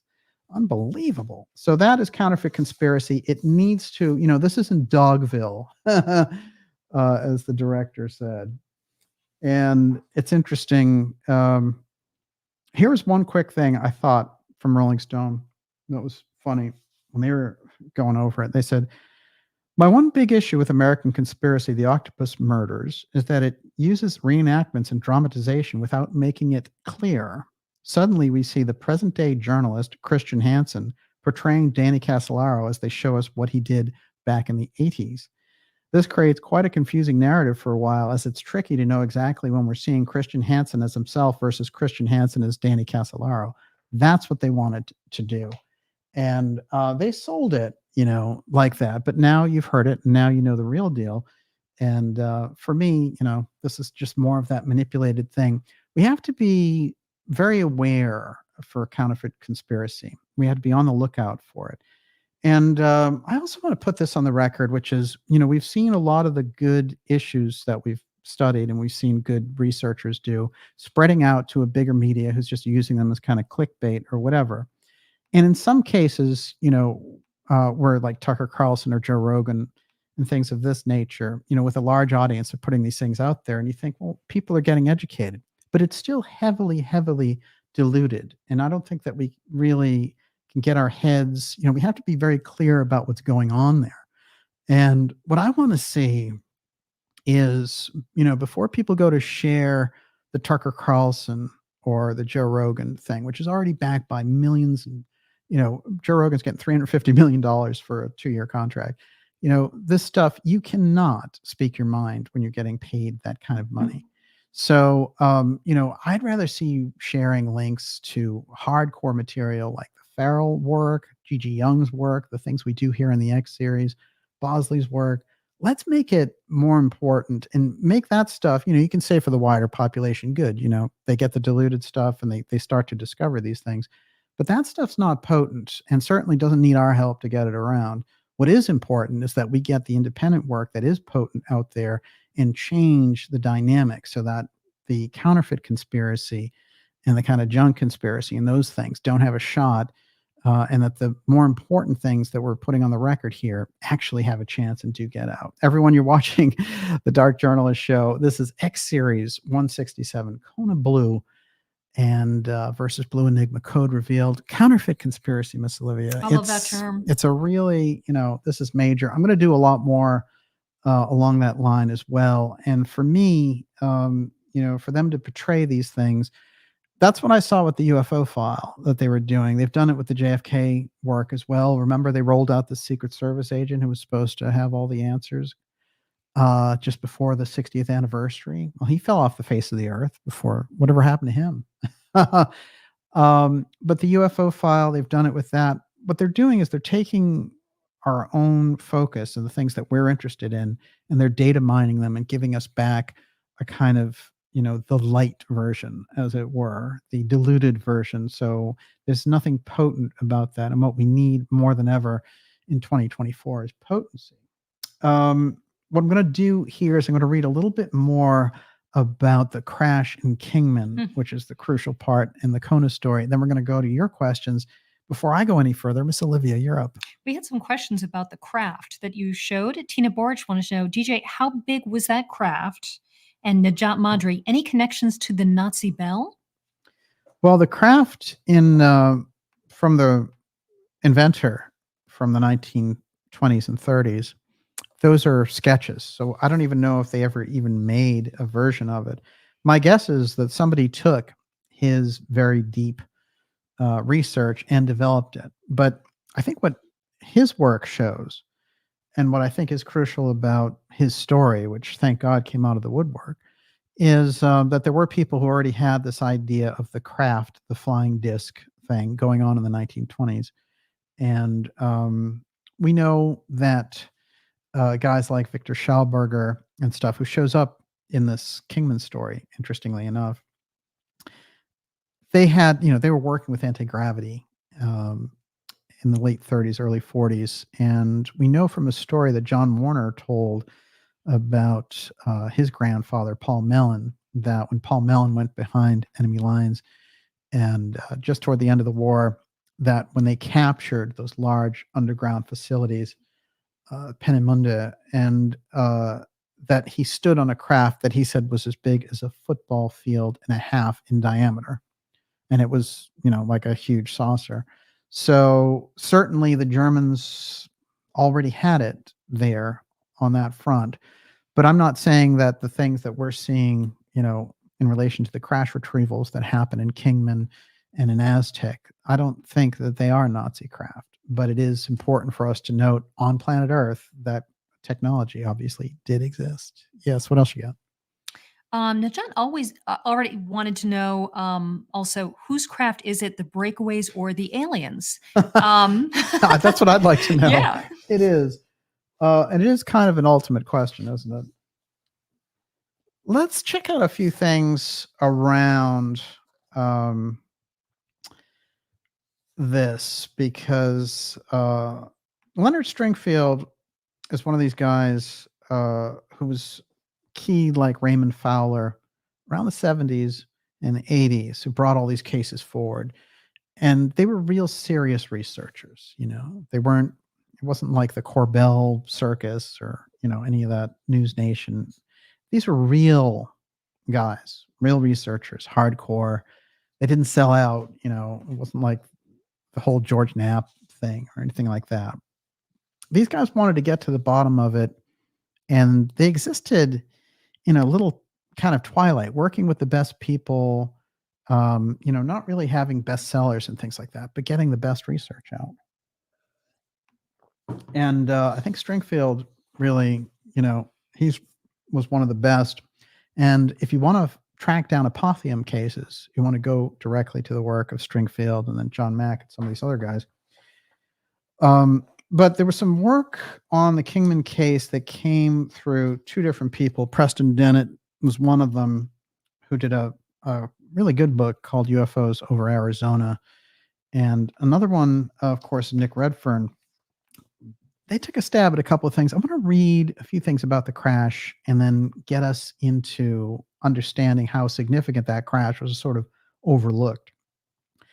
Now, Bill Uhouse, who I mentioned earlier, he claimed to have worked on several top secret government projects in Nevada decades before. he claimed that several alien entities were housed at top secret locations and that they were alive. Not the dead alien thing. These aliens were alive. It's very interesting also because Newhouse touched on a lot of things, including the fact of this question around did Eisenhower have some kind of a treaty with these groups?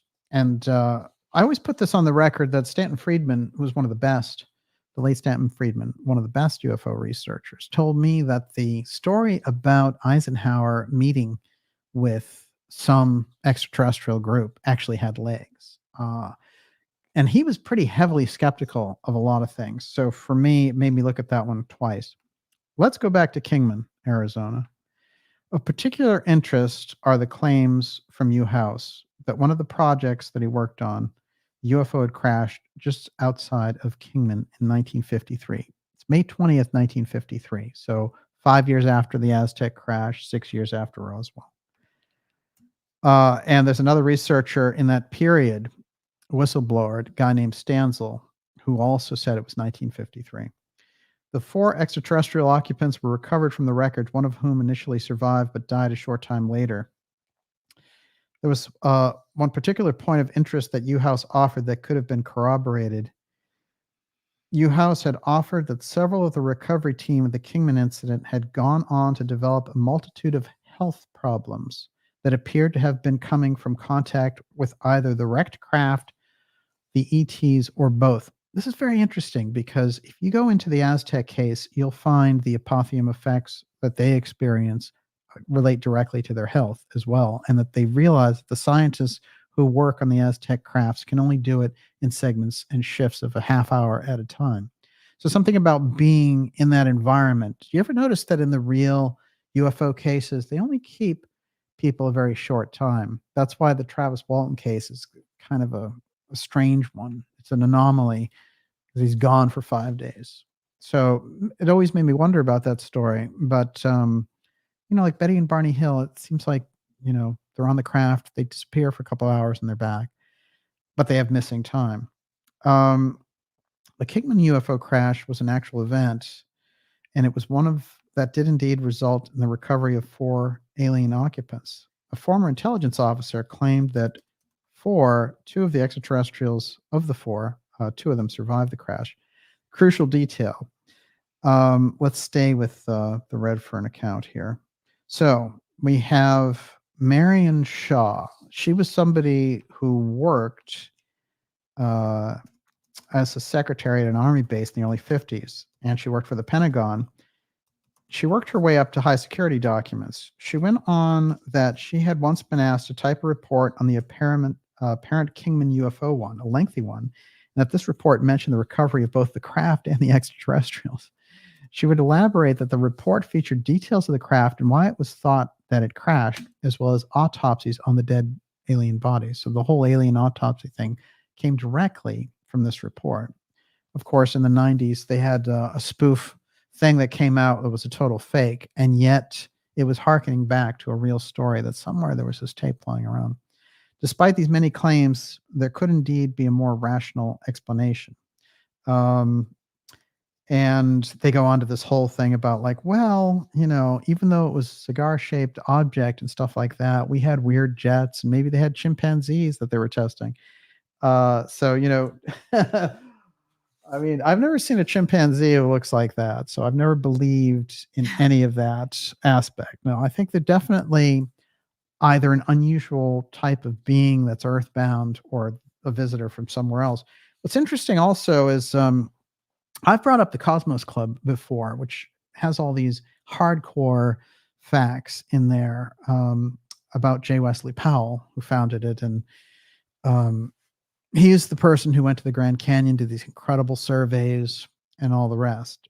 But he has an unusual history. And the Cosmos Club will eventually become the Bilderberg for the UFO file, where all the main people that are involved with it will get together to meet, etc. Now, this is interesting to me because if you track it back, you'll find that Powell was in Cape Girardeau, stationed during the Civil War, but he was there for 4 years. Then you'll find him in his explorations. He goes to some very interesting places, including Aztec, New Mexico. And guess where else he shows up? Kingman, Arizona. So this fellow who founded the Cosmos Club was this great explorer in the 19th century and got tons and tons of funding from Washington and everything else. And what I feel is a very unusual story, including his association with the Paiutes and all of the kind of sorcery around the ghost dance and all these fascinating things. I think it's possible that we could be looking at in the early development, just like the strangeness around the National Geographic Society and the Smithsonian, both of which he was in the background of. We could be looking at a group of explorers who came across something like a crash disk back then, and that's why we have all these strange stories, and why the Cosmos Club became the foundation of a UFO Bilderberg in later days. And you'd have people like Hynek and Edward Teller and all these people deep into the UFO file as a part of the Cosmos Club. I've done 2 episodes now on the Cosmos Club, and I think when we look at this and we see the development of these crash cases, that we have to say it's a much older phenomena than we've thought of in the past. Now, I'm going to continue to go into these cases, but right now I'm going to turn it over to your questions, Miss Olivia, because you're up. Okay. All right. So I'm going to throw a whole bunch at you. Okay. Okay. Jewel of Aquarius, isn't it possible that the X file is related to the breakaway civilization? Happy Hermit 3D, are space aliens really all a mask for the post-war Nazi international out of Antarctica? Blazon River, any chance the Bell and all the real UFO tech is connected to time travel? And Dawn New Way, breakaways or aliens, what if transhumanism has been quietly going on for much longer than we know? Want to swing at any of those? The time factor is very interesting, I think, and how our time factor might be thrown off by the fact of Roswell and the flying saucer wave of the 40s. Look, the thing about the Nazis in Antarctica, they were interested in it. They knew things about it. They were more advanced than history has given them credit for, and they were plugged in to an aspect of the X technology. There's no question about it. But they can't account for the whole thing, not by a long shot. So I think that if we go back to the Ezekiel story and Casey's suggestion about it, which was that Casey was saying Ezekiel described an Atlantean craft, but this was at a much later date. So if we think of that incredible UFO that Ezekiel is experiencing and think, oh, that's an Atlantean craft, then we have some idea that somebody kept the technology going, as extraordinary as that sounds. And if certainly the larger group of humanity did not have access to it. There's no question about that. But we know in secret society and mystery school circles, they kept the technology. They kept the information. One of the things that's in the Casey readings, of course, is about how the Hall of Records contains information about the development of the Two-Eye Stone and how to construct it. So this is part of the archaeological weapons piece, the archaeological war for these ancient weapons and what they were all about and how they were operational. Now, so I think you have to go beyond the Nazi aspect, but you also have to include them, especially when we get into stories like Warner's grandfather. That is very interesting to me because if the Germans had a craft that was a football field and a half in diameter at the end of the war that he stood on and told his son about in private, this isn't somebody doing it for the National Enquirer or something back then. He's telling, his grandson in private about, obviously it's a true story. So what was that? We've never seen that, publicly. And certainly, as the victors, we got our hands on it. And that craft certainly became part of our arsenal. So that's 1945. And so I think when you look at it like that, absolutely. The Antarctica piece becomes very important, but you have to remember something else about Antarctica, which is we have less access to it than even we do to stories about the moon because it is so remote and the intel is so difficult for us to get our hands on it. What I would say when we get around these topics, however, is the Antarctica story can be got at through a field of research that we've been doing into the International Geophysical Year, IGY, which was 57 to 58 technically, and then just kept going and was run by figures like Lloyd Berkner from the Robertson UFO panel. These are those aspects that are lost to history. These are the things that we try to put back on the record. And we know that that relates directly. There's a big JFK assassination tie-in with Berkner as well, which is Kennedy was going to meet him at the Trade Mart and hand him the White House flag. Something major was going on there with the announcement that they were going to make together. There's no question about it. It's on the record. It's in Berkner's own letter that I publicized, that it was going to have staggering international implications, what they were going to say at the Trade Mart. Now you can guess what that is. He didn't say it was the UFO file, but this is somebody who knew the UFO file quite well. So I think you can get in on the Antarctica side through some of these things, but it's very hard to get intel in relation to Antarctica. And I think the other thing about the breakaways and X technology, it's intertwined, because it's the X technology that gives these people the ability to have a separate group. And it's not a civilization, as it were. So, even the idea of breakaways, what you want to think of it is a group that operates. So we're looking for the right name for the group that's operating there. And then we know that the group that protects it, that I've named X Protect, that they have a policy in relation to this, that they will do anything to keep the secret under.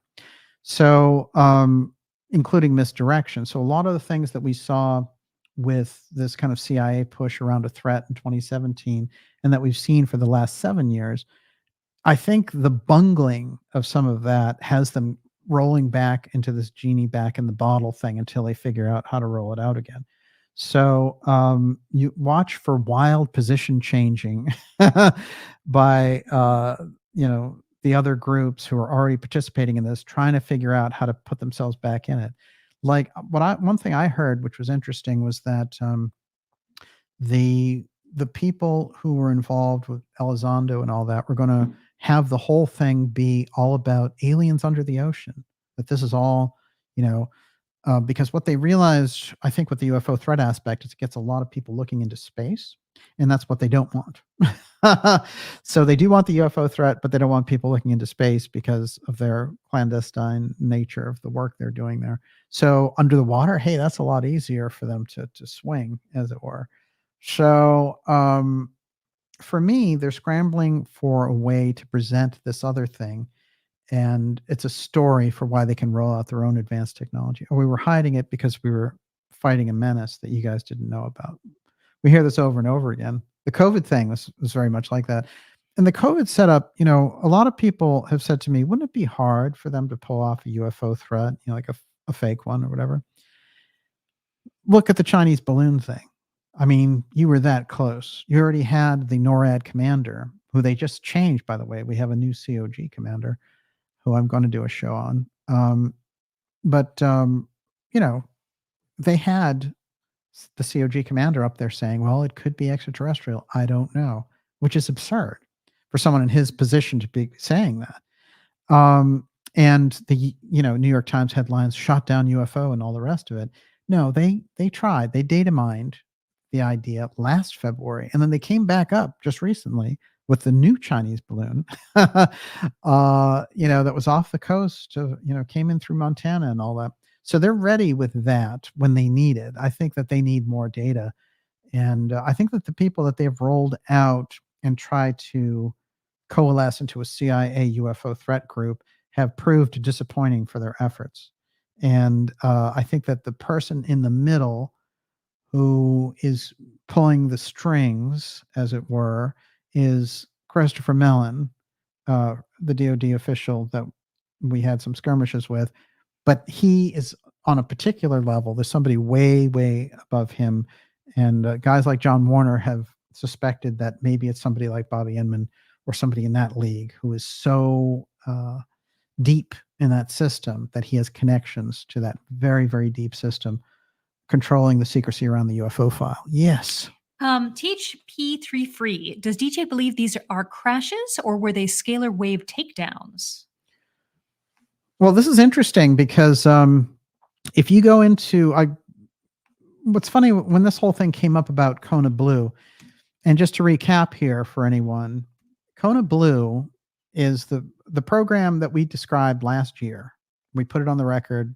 I did a show in May of 23 about it. I went on the Alex Jones show to talk about it, and I did for the JFK 60 Blue Enigma. It's all there.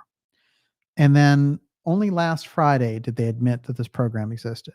Now, the people inside those programs who talked about KONA Blue and were spilling their guts to the UAP task force and all that, they knew about it. And through my research, I knew about it. And I think that's why there was a crisscross with people like Grush and people like that reaching out to me to figure out who told him. But this is important because the fact that they had to go on the record about it and they had to say, well, KONA Blue existed, but guess what? It was turned down by the Department of Homeland Security, and it related to the retrieval of alien crash, but it was thought to be completely impractical, and they didn't accept it. So they never retrieved any crash, and stop talking about KONA Blue. Blue is the program that goes back. Blue is the identifier program. That's why I'm going to read the Albert Pike section here shortly. You have to understand Blue when you get into Project Blue Book, when you get Project Blue Gemini, all the things related around the UFO file that have the blue terminology. It's always in caps. Even Blue Beam, the street legend about a UFO takeover, is another tie-in with this. And so that's the steganography. And we're not being random in selecting it. The reason I knew that Blue was involved with this is because there are telltale signs for when you find steganography. There's random things, and then there's things that appear to be random. And you just, after a while, by studying steganography, like we did with X steganography, you learn to tell the difference between the two. And when it comes up aces like that, then you keep following. And that's how we figured it out. But the important thing is, what is that program? Well, the program was about crash retrieval. It was about redevelopment of X technology. Now, is that technology from an extraterritorial player or from an extraterrestrial player? You see, that's why it's so important. But they had to address it on the government side because too much of the cat had been let out of the bag, because already the people inside knew the term KONA Blue was being flashed around. And then we came out with Blue Enigma and the UFO file, Blue Secret, and all that stuff that we put out last year. And so, they have to say something because it's already public. So they say, oh yeah, well, these people floated it and the Homeland Security shot it down. The other thing about KONA Blue, and we explained, I'm going to put this on the record again, that KONA is an acronym for Kingman, Ossining, New York, Nellis Air Force Base, and Aztec, New Mexico. Those are all the key crash retrievals that involve this whole thing about intact X technology that they were able to study. Now, it's interesting because I'm going to read something about that study process, and it's from Dr. Robert Saubarker, who, as I said, has been erased heavily from history. And I see a weird copycat thing in documentary land ripping heavily from the X series on this. And I want to point it out to everyone as well, because it's more of that counterfeit conspiracy piece. But first, I'm going to read the passage. Then I'll show the player, the counterfeit conspiracy, and then we'll take the next question. Okay, sounds good. Everyone, you're watching the Dark Journalist Show. This is X Series 167, KONA Blue UFO File versus Blue Enigma, the code revealed. We're taking your questions here now, and we've revealed tonight the meaning behind the government's admission of KONA Blue and what KONA Blue is, and that KONA represents Kingman, Ossining, Nellis, and Aztec, those 4 crash retrieval cases. That is the acronym that was developed. It's a fascinating book back there in history. Bill Steinman and Wendell Stevens. And Bill Steinman passed away recently, but this guy was remarkable. This book alone made him a legend, I think. getting this on the record. But there's so much in here that's useful. And I want you to track now with some steganography here, which is the name Newton. Okay. Now, and this is only funny to me because I grew up in Newton, Massachusetts. Okay. So this one is built for me, you would say. Now, let's go into this a little bit. How would you like a 1984 book to give you some information on Dorothy Kilgallen? This is funny because Dorothy Kilgallen came up years later as somebody who had interviewed Jack Ruby, and she died in 1966 under mysterious circumstances.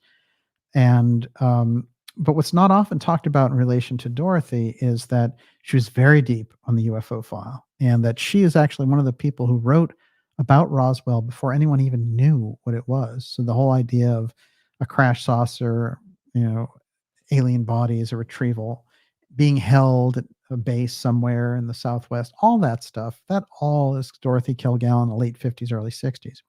By the time she gets her interview with Jack Ruby and says, I'm going to bust the case wide open, she's found dead, having mixed barbiturates with alcohol, supposedly. So I found this interesting, and then we'll get to the Newton part. So what he says here is that this Los Angeles Times reporter named Myers had been working with the Los Angeles Times as a consultant on psychic and unusual phenomena when he first encountered the crash disk story through Dorothy Kilgallen, a freelance reporter for Hearst Syndicate, who first reported to them on the crashed disks. Now, Kilgallen, in her trajectory, goes all the way back to 1948 on the crash retrieval idea. How deep was she in relation to this? And the fact of her presence there around, the JFK assassination and all the rest of it. Again, we have this crossover directly from the UFO file with the assassination. But let's go further still. In the actual case, what's going on here is that Silas Newton is this millionaire oil man, and he gets involved because he hears about 4 UFO crashes that take place around the area of Aztec, New Mexico. And then he gives a lecture on it, and there's a reporter named Frank Scully who picks up on it, and they blast the story out. Suddenly it's all over the place. But there's these very key interviews that get done with the scientists that he recommends the author talks to. And those scientists give him all this information about the crash, what they found, the occupants, what was going on there, and also the nature of the craft and how the government was studying it and all the rest. Now, if we go a little bit down the line, we'll go to Robert Sarbarker. And Sarbarker, like I said, somebody who worked with Thomas Townsend Brown. Sarbarker was on the level of Oppenheimer. But he told us, without any MG-12 documents, any of that stuff, he went on record himself in an interview twice, actually 3 times, saying, oh yeah, I worked on the UFO file. It had a series of different leaders like Vannevar Bush, and they studied the redevelopment of this crashed craft. Here is what Sarbarker had to say, and I'll show you how this ties into what we're talking about. So the actual letter that he writes to the author of this book goes something like this. He says, I recall the interview with Dr. Brenner of the Canadian Embassy in 1950, where he said, the UFO file is placed above the atomic bomb in terms of secrecy. And he goes on to say, you must understand I took this assignment as a private contribution. About the only thing I remember at this time is that certain materials reported to have come from flying saucer crashes were extremely light and very tough. I'm sure our laboratories analyzed them very thoroughly. There were reports that instruments of people operating these machines were also very lightweight, sufficient to withstand the tremendous deceleration and acceleration associated with their machinery. I remember in talking with some of these people at the offices who were dealing with this UFO redevelopment that I got the impression these aliens were constructed like certain insects we have observed on Earth. They were constructed wherein because of the low mass, the inertial forces involved in the operation of these instruments would be quite low. I still do not know why the high order of classification has been given and why the denial of the existence of these devices. Sorry, it's taken me so long to reply. Sarbarker was a physicist, a student of Einstein, and he was on Saturday Evening Post, Time Magazine. This guy was, one of the most well-known physicists.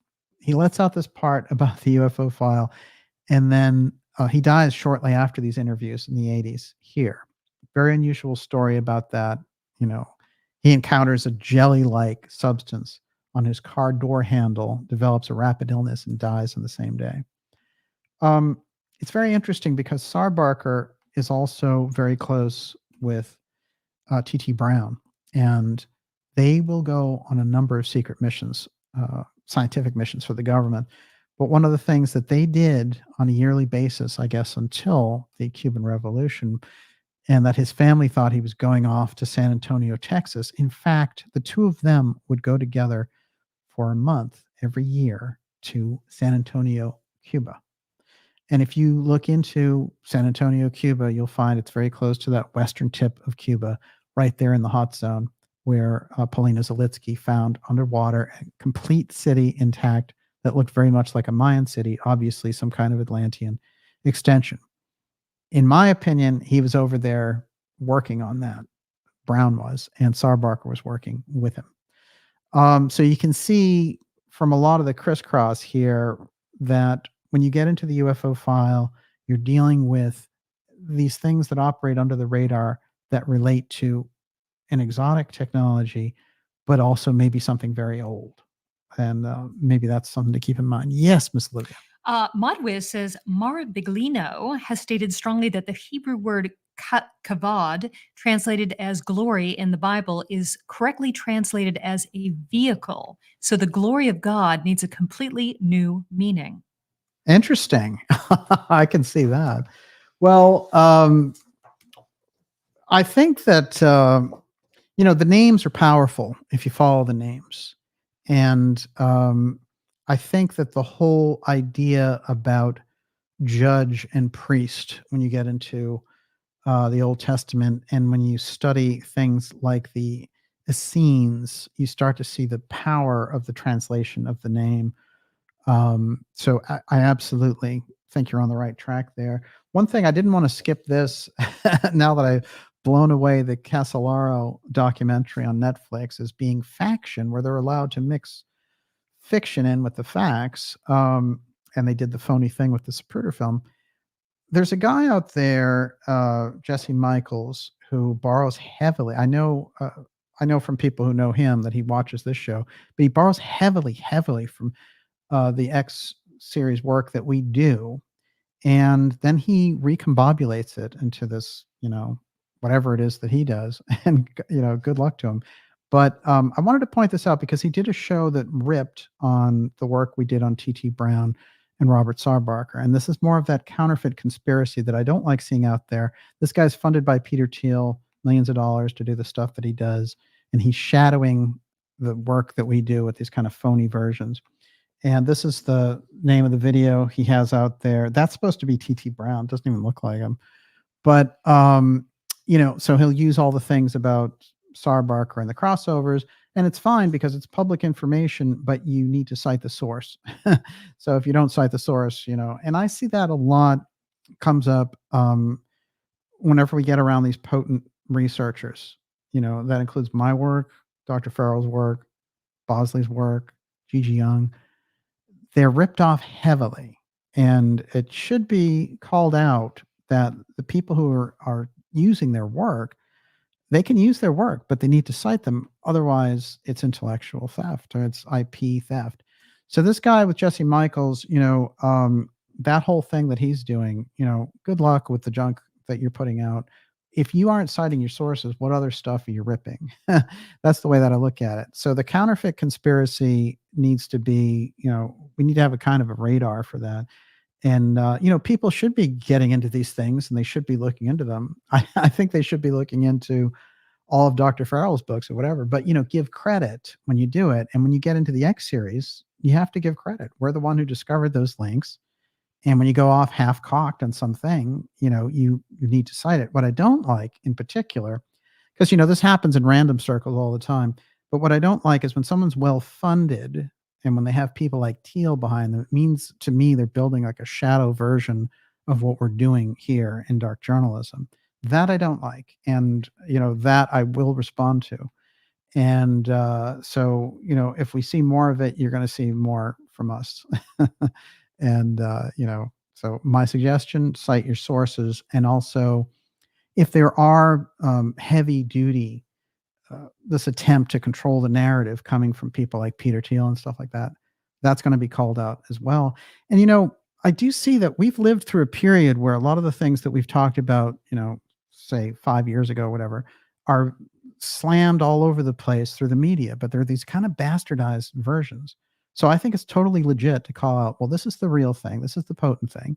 And that's counterfeit conspiracy. And if those people want to bring their level up, talk about the real thing, and also cite their sources, then they'll get the respect of the people who are doing the real stuff. I think that's a pretty fair deal.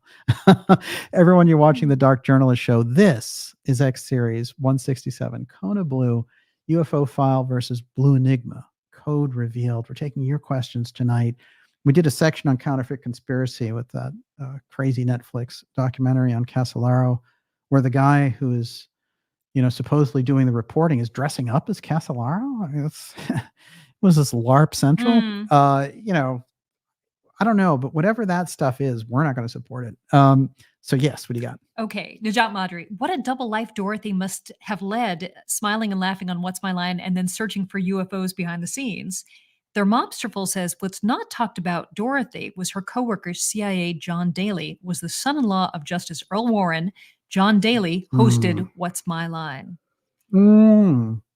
Well, she was so connected. Not only that, but did you know one of her best friends was Ernest Hemingway? So what kind of information did she have? Hello, Hot Zone. She probably knew that whole trip as well. Well, I mean, would people have leaked using her? Was she a pipeline? No question. Absolutely. Mm-hmm. Yeah. And it's funny because when you talk about what she was talking about around alien crash retrievals and things like that. It's strange because in the 1950s, for somebody like of the caliber of Kilgallen to even touch on those stories, I think is pretty remarkable.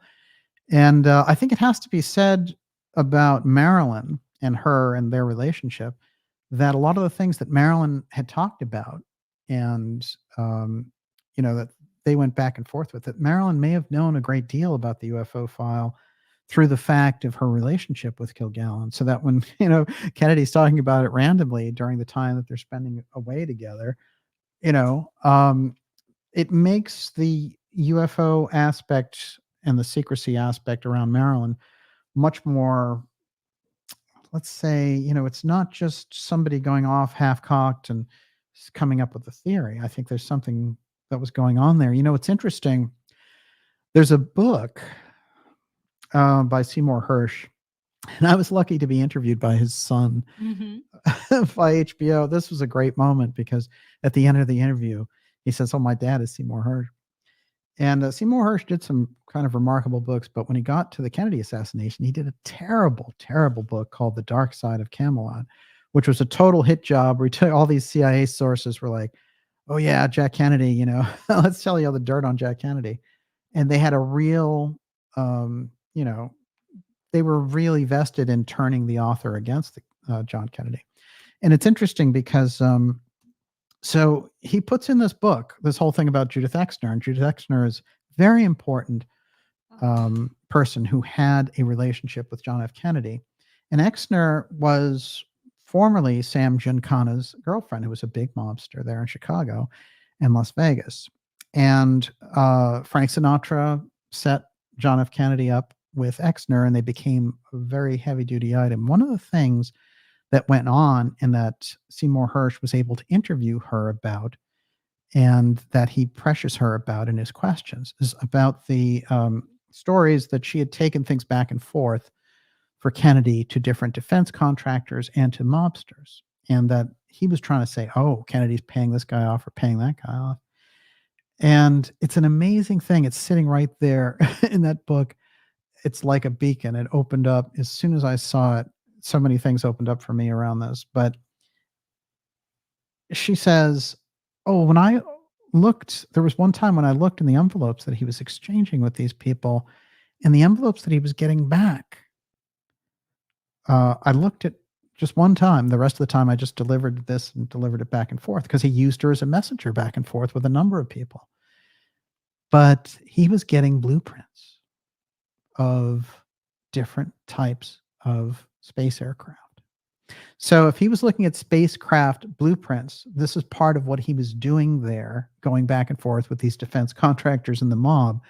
He's getting information relating to secret patents, secret space program devices that they're developing on the CIA side. And so over and over again, Hirsch tries to say, oh, he's paying off the mafia to assassinate Castro and all the rest of it.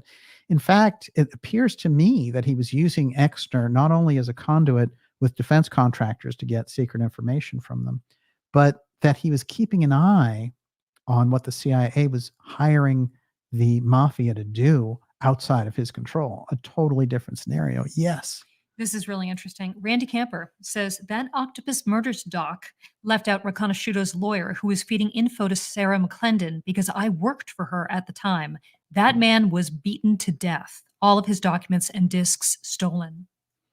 Oh, wow. Yeah. Well, Riconosciuto is still with us, right? And there's no question in my mind that he was harassed. As a matter of fact, they set him up, they set him up for operating an underwater meth lab or something. And they didn't want him to be some kind of support system for that whole story. But later, when he got out, they put him very quickly back in prison for some trumped up thing. And as I understand it, he's out now. There's a lot, I think, with Riconosciuto, including the fact that his dad's partner was Fred Crispin, who is the guy involved in the heart of the Maury Island UFO case. So, and of course, shows up in the Garrison investigation. You've got some incredible operators there in the background, but Crispin, the Crispin Riconosciuto piece is, I think, phenomenal. And it's interesting because, Riconosciuto tells a story about, meeting Crispin, his dad's partner, when he's younger, and he's bugging offices when he's 14 years old for Crispin. And that, so this is the level that these guys are operating on very, very early. I'm sure that Riconosciuto is a treasure trove. Apparently, those Netflix guys grabbed him right after he got out of prison in 2017. I wonder what he would say about all of that now. But the fact that they, wimped out and went for faction and, wove all of this fiction into it. And then I said, played with the Zapruder film. And how offensive is it what they did with the Zapruder film? Because, they took the tree and they video edited the tree out to pretend that this was a tree hanging in midair and that this is the one the public sees, but it wasn't. I mean, that is offensive. I think that, I think there should be a mass thing against Netflix for this because it's total bunk what they did. There was video on their side that they manipulated without saying reenactment or we changed it or whatever. And even the reviews from what should be favorable publications said the same thing. Don't you think they were trying to see what they could get away with and testing the idiocy of the audience? He talks about it, the director, when they, because they press him on it, and he says, well, I was trying to do like a Dogville thing, like look at things from all sides. Well, if you manipulate a historical thing, it's like if there's a picture and you claim, well, this is a real picture of, say, von Braun meeting Kennedy, and then you insert and Photoshop a UFO in the middle of it and then sell it as the real thing, that's fraud. So the whole thing is a fraud. And that's why I wouldn't buy the things that I was hearing when I was watching it. They created a whole narrative also about the reporter, like he's getting deeper and deeper into it, and this is all like script development, script consultant. Oh, look, he's dressing like Casolaro, it was kind of sick. And, Netflix, bottom line, they're all about the money. And if you watch their stuff, typical banter with the characters in their shows are like, oh, how's your carbon footprint today? Nobody talks like that. And, everything has to be woke and over the top. But even with that, you would think Netflix would just hold up. Can you imagine like any other documentary or whatever? It would be called out immediately if somebody tampered with a historical film. I just think the rules have changed completely, and now their little game is how much can they get away with? How much pushback are they True. going to get on Yeah. everything? Yeah, absolutely. Okay, so the Black Zionist wants to know who killed Danny Castellaro. Well, he left a lot of clues about that himself, and it is a terrible story. And if you think about Castellaro and his sacrifice involved with what he was tracking down, what he called the octopus, what's missed very often is that his stuff came out before Bob Lazar and all that whole bit. There's a big piece about Hughes Aircraft and Area 51 sitting right in the middle of his work and scribbled in his own notes. So he was very aware around the UFO file aspect. But whatever it was he was getting close to, and related to the whole thing with Wackenhut and all the rest of it, there was no way they were going to let him get past that. And it's interesting because I think they did it more direct with him than they did with Gary Webb. Really, what they did with Gary Webb is they shortened down his ability to talk about things, to the point where he was working in classified ads after being a Pulitzer Prize winning author, So, they have the power to do that. But in Castellaro's case, they had to act fast. I think it's interesting because it's an ex-protect type move. And I think that you could be looking at this list of ex-protect people who are either victims of the deep state or ex-protect. And people might say, what's the difference? Ex-protect, why I think this is important, is very specific to people who get around the UFO technology question. So that aspect I think is crucial. And they have a series of programs, but the whole Men in Black thing that comes directly out of ex-protect. Yes. Jeff wants to know, DJ, you mentioned in a previous episode the crash in Cape Girardeau. What Air Force base did they send the wreckage to? Well, that's one of the most secretive. What's interesting is there was an author. I did an episode with Linda Moulton Howe on this. I was going back a few years, but this is very interesting. Truman was the senator in Missouri at the time, and his ability to move things through secret channel in DC were such that he was connected very deeply as a 33-degree Mason. The witness testimony that came out of that were that they kept the aliens in jars as part of the way that they did their Masonic rites, as far out and as exotic as that sounds, and that they kept it in the basement of the Smithsonian. Now, and they incorporated it into this Masonic secrecy. It's interesting because Vannevar Bush being the head of the MIT Masonic Lodge is very important, because that's how you get all of the steganography being used to move government programs through different agencies, because he invented the secrecy. And there's a very interesting article that's from 1942 talking about his development with the Rad Lab. And they were saying he's keeping things, he's known to keep better secrecy than the military. So, Vannevar Bush somehow had some great talent for secrecy. I think it came directly out of his Masonic associations. Speaking of Masonic associations, I mentioned earlier this thing about Albert Pike. Before I get there, I want to say this. Remember I said watch the names Newton. Okay. Silas Newton is the key figure who brings out the story to Frank Scully about the Aztec crash. He's a millionaire, and he works with these scientists getting the story about and trying to develop the advanced technology craft from this. So he's like an early ex-tech entrepreneur, shall we say. Walter Travis, very interesting author, writes a book called The Man Who Fell to Earth in 1962. Little ways, 10 or 15 years after the crash. but a lot of the characters and a lot of the storylines fall right in there. By the time you get to the movie, it's Bowie playing the character Thomas Jerome Newton. Silas Newton is the Aztec crash guy. In the movie, the Bowie's craft crashes in the New Mexico desert. And he approaches a scientist about redeveloping this technology. And the scientist is starting to figure out, like, this guy, he knows a lot, and like, who's behind him.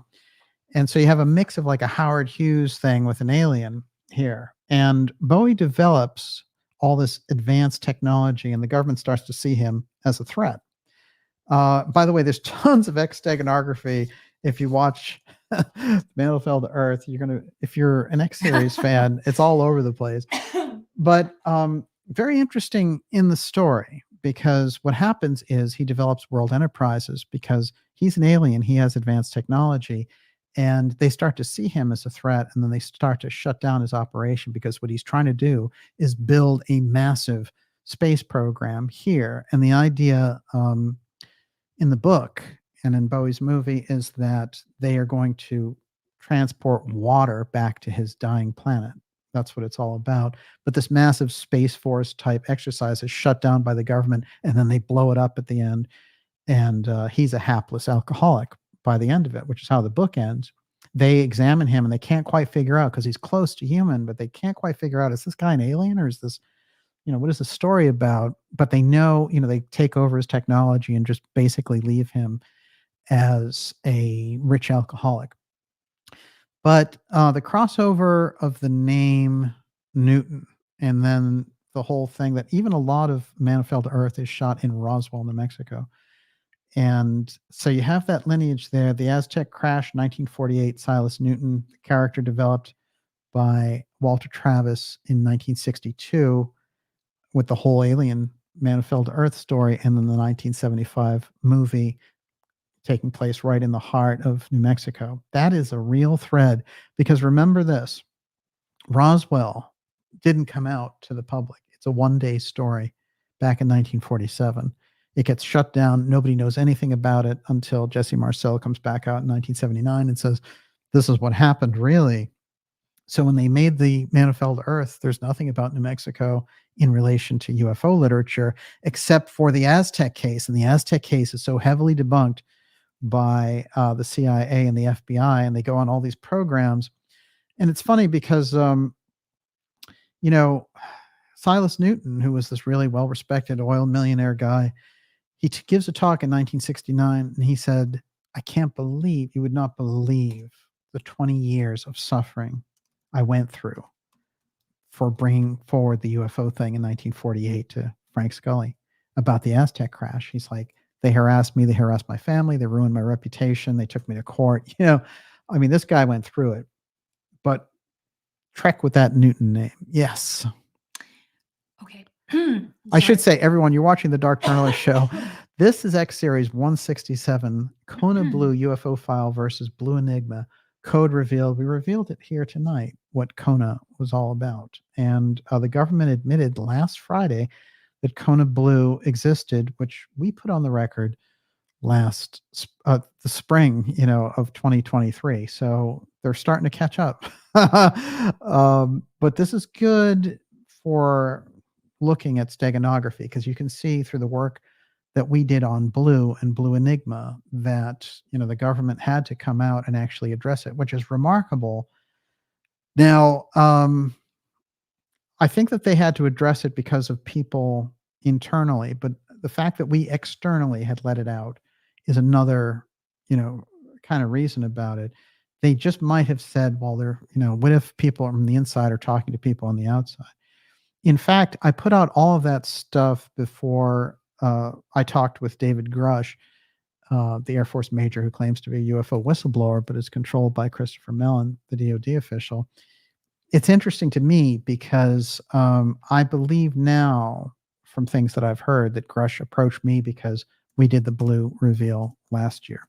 So KONA Blue goes right into the heart and right into the center of this whole thing. And the fact that they're talking about congressional hearings around the UFO file, watch out. KONA Blue, exploding the code here is going to bring us one step further.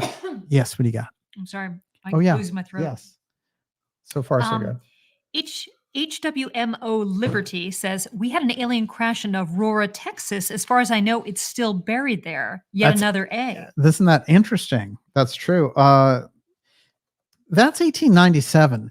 And Jim Mars told me a lot of weird things about that case, including that they did DNA samples around the grave, things like that. I never heard anything like that. Mars had that case nailed, and he was obsessed with the airship mystery. There have been a few good books about the airship mystery, and I think that Bosley and Farrell you get a real idea that there could have been an early development there of advanced technology that's we have in the 19th century already.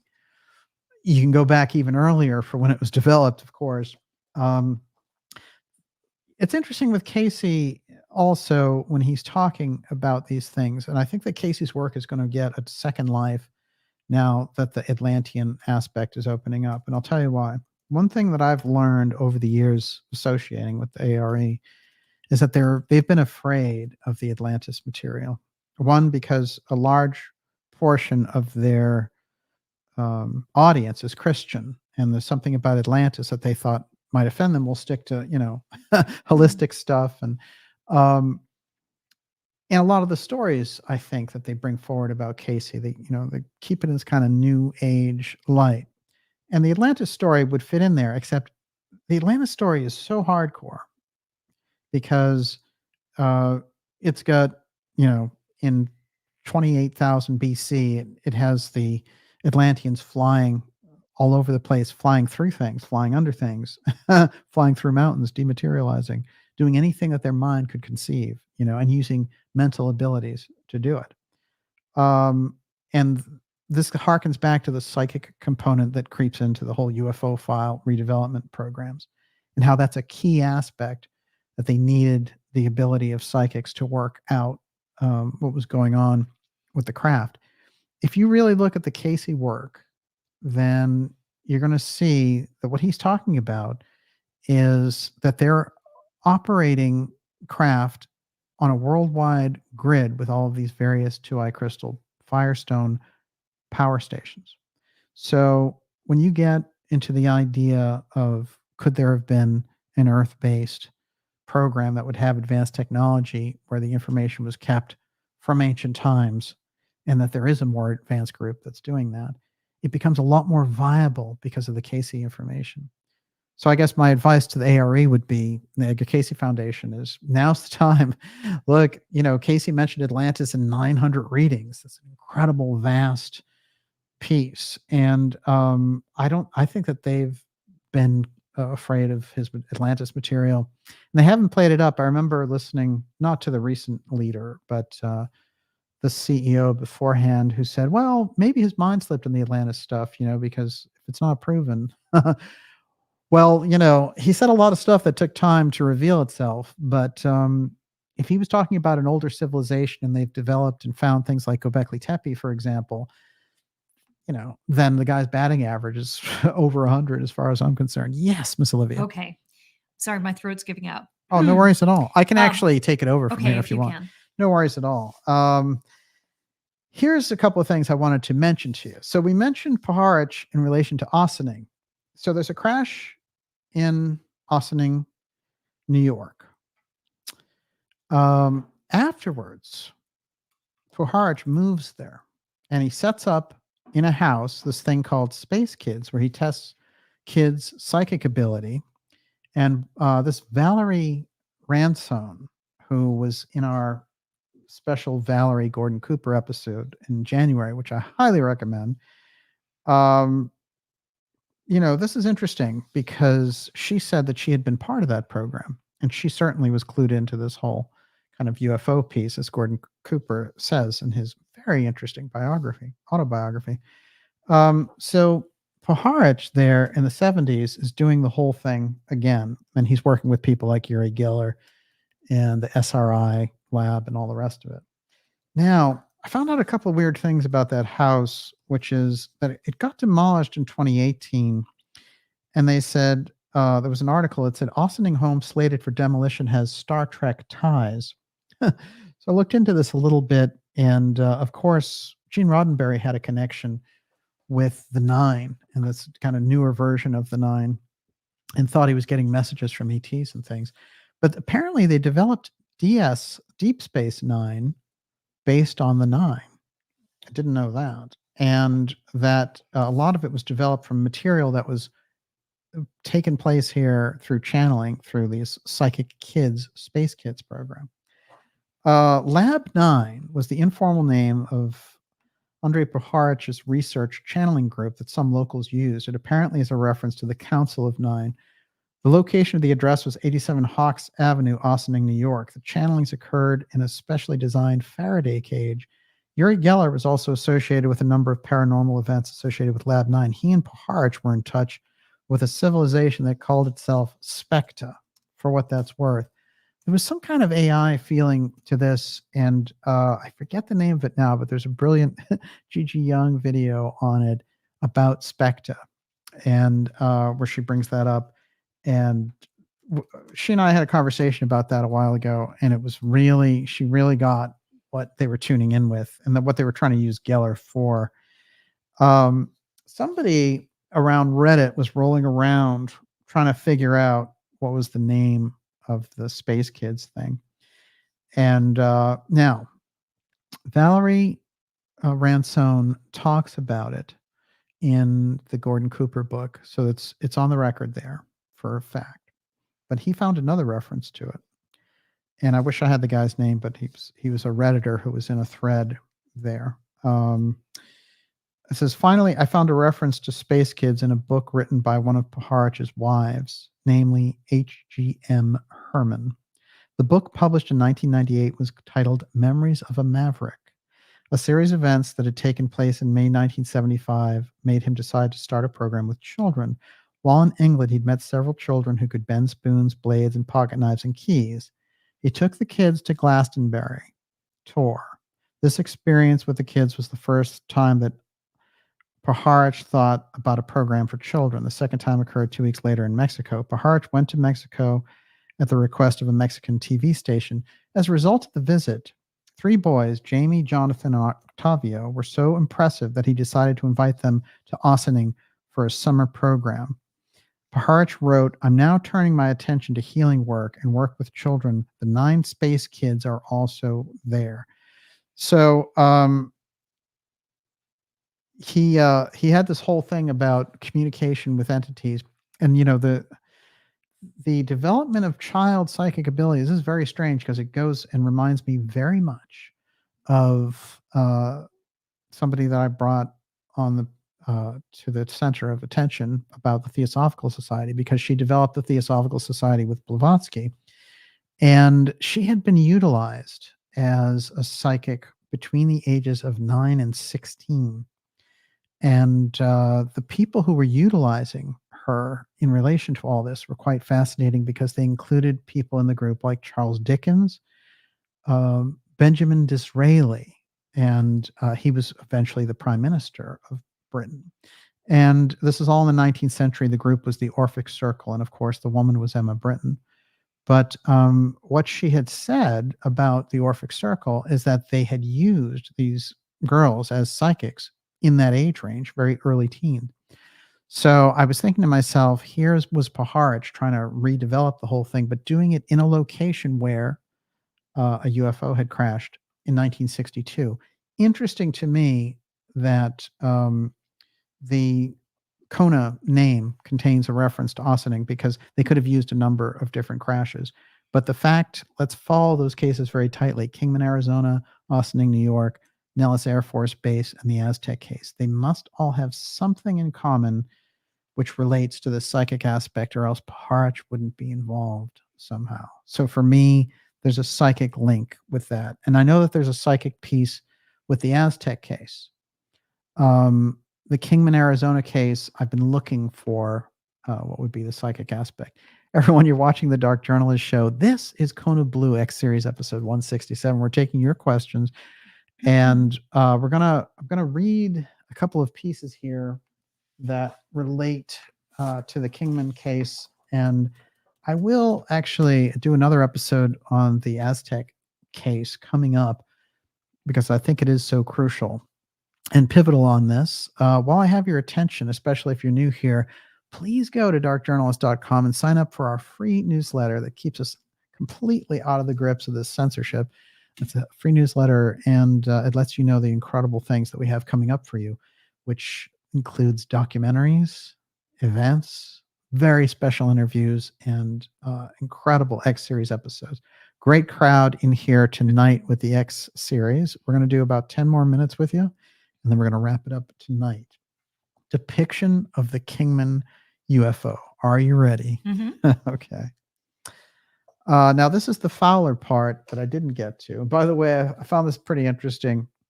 The Marriott has a property there in Hawaii, and it's called Kona Blue.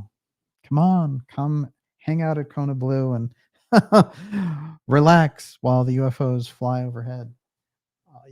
You know you want to go. Okay.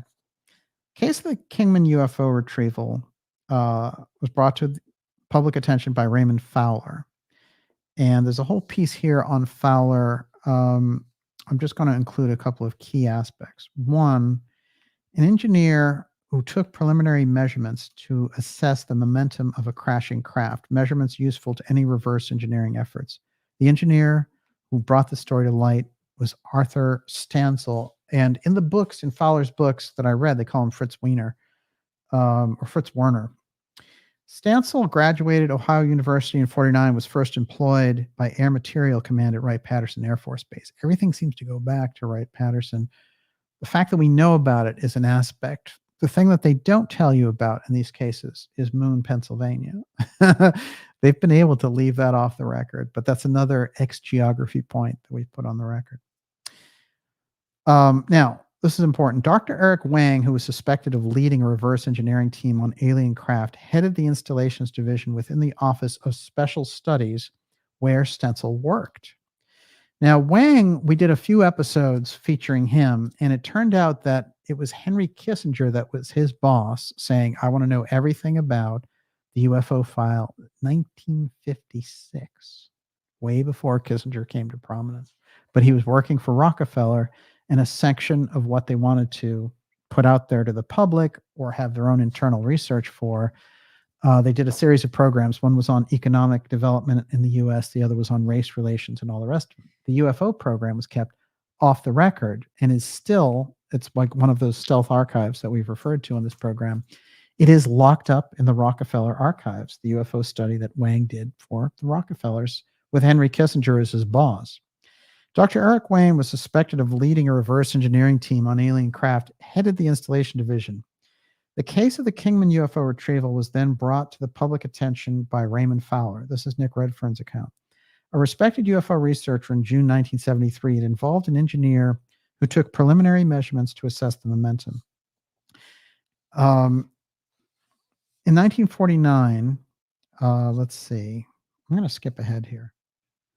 Stansel told me he was loaned out to the Atomic Energy Commission and was designated on a project engineer on some atomic bomb test referred to as Operation Upshot Knothole. The location of these events was at a Frenchman's Flat in the southern end of Nevada test site. The test director was Dr. Ed Dahl. Stansel worked for Raytheon in Sudbury, Massachusetts. How far away is Sudbury? Not too far. 25 minutes. In the early 70s on avionics systems. It's unknown as to whether he had further involvement with alien technology, especially since it's likely that he worked for Dr. Wang at some point. Dr. Wang was an Austrian-born graduate at the Vienna Technical Institute and close associate of Victor Schauberger, who had, according to legend, developed a concept of a flying disc, allegedly worked on a German flying disc program as early as 1941. So Wang is his student. So these things start to open up considerably. Let's go back and flash back to the Warner account of Paul Mellon and his grandfather. They have that program by 1945, a football field and a half saucer. Think about that. Here's Wang in the early 40s working. Here's Schauberger working with that German program. So this could very well have been how they developed it through Schauberger's anti-gravity work. But then this Wang character shows up as his student, and then Wang is redeveloping the UFO stuff for us. Now, this is very interesting for those of us who want to know how much of the UFO stuff in that period is related to just very advanced German craft. Dr. Wang supposedly examined some of the recovered crash discs and compared them to vehicles tested in the alleged German V7 program, but found that the retrieved craft to be different in nature than the Nazi craft. So whatever was crashing, the Aztec crash, for example, wasn't related to Nazi technology.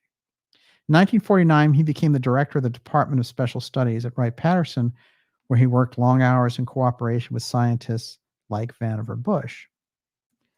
Then he passes away in 1960. Curiously, Leonard Stringfield, who reopened the case for crash retrievals, mentioned testimony he'd gotten from a naval intelligence officer who had seen bodies from a crash that occurred in the Arizona desert in 1953. He viewed the bodies at Wright-Patterson when the crates arrived at night aboard a DC-7. There were 5 crates in all, 3 of which contained little humanoids about 4 feet tall.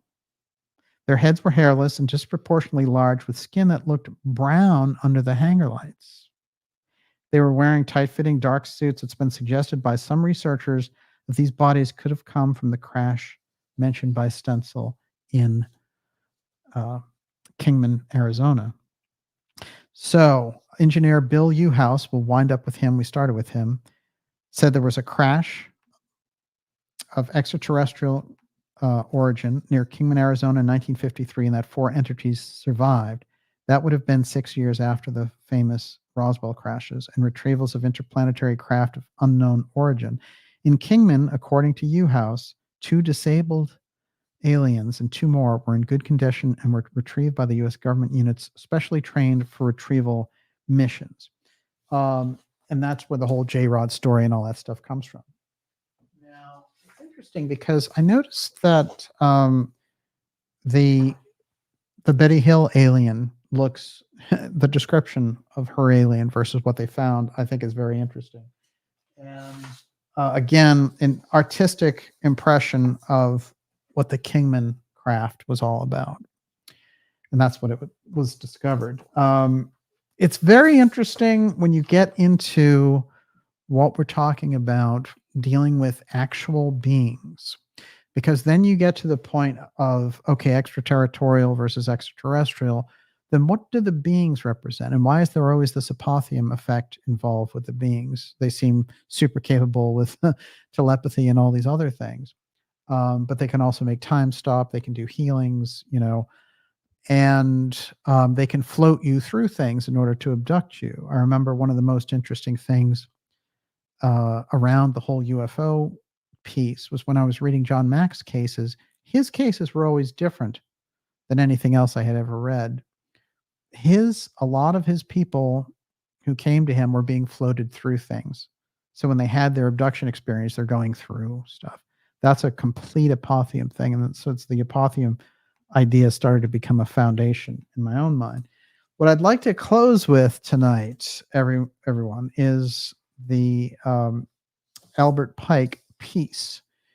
And what we'll do is I'm going to revisit Pike in earnest around Blue, because I have a whole episode on Pike in the Pike line, as it were. I do want to show this. This was a shot of Leonard Stringfield, often forgotten. He's the foundational researcher on crash retrievals and abductions, way before any of these other guys, with a lot of integrity as well. So I highly recommend going back and rediscovering Leonard Stringfield. All right. Yeah, interesting also. Oh, yeah. For those of us who, just before I get into that, for those of us who didn't see what I was talking about earlier with the counterfeit conspiracy piece with Casolaro, this is the journalist who is, quote unquote, for the Casolaro Netflix series, dressed up as Casolaro. And I think that that's morbid and kind of a sick thing to do, actually. And also, it deceives the viewer into thinking that they're watching Casolaro when in fact it's this other guy who's just like a plant for Netflix. So I thought that was a weird thing to do in the reenactment. So here's how we'll wrap up Blue for tonight. Blue is ongoing, and we've exposed KONA Blue tonight for you. The Blue Degrees of Freemasons. That is Albert Pike's work from 1888. And there's a lot in there. One of the things I found most fascinating reminded me very much of what they do when they pretend to read people into the UFO file.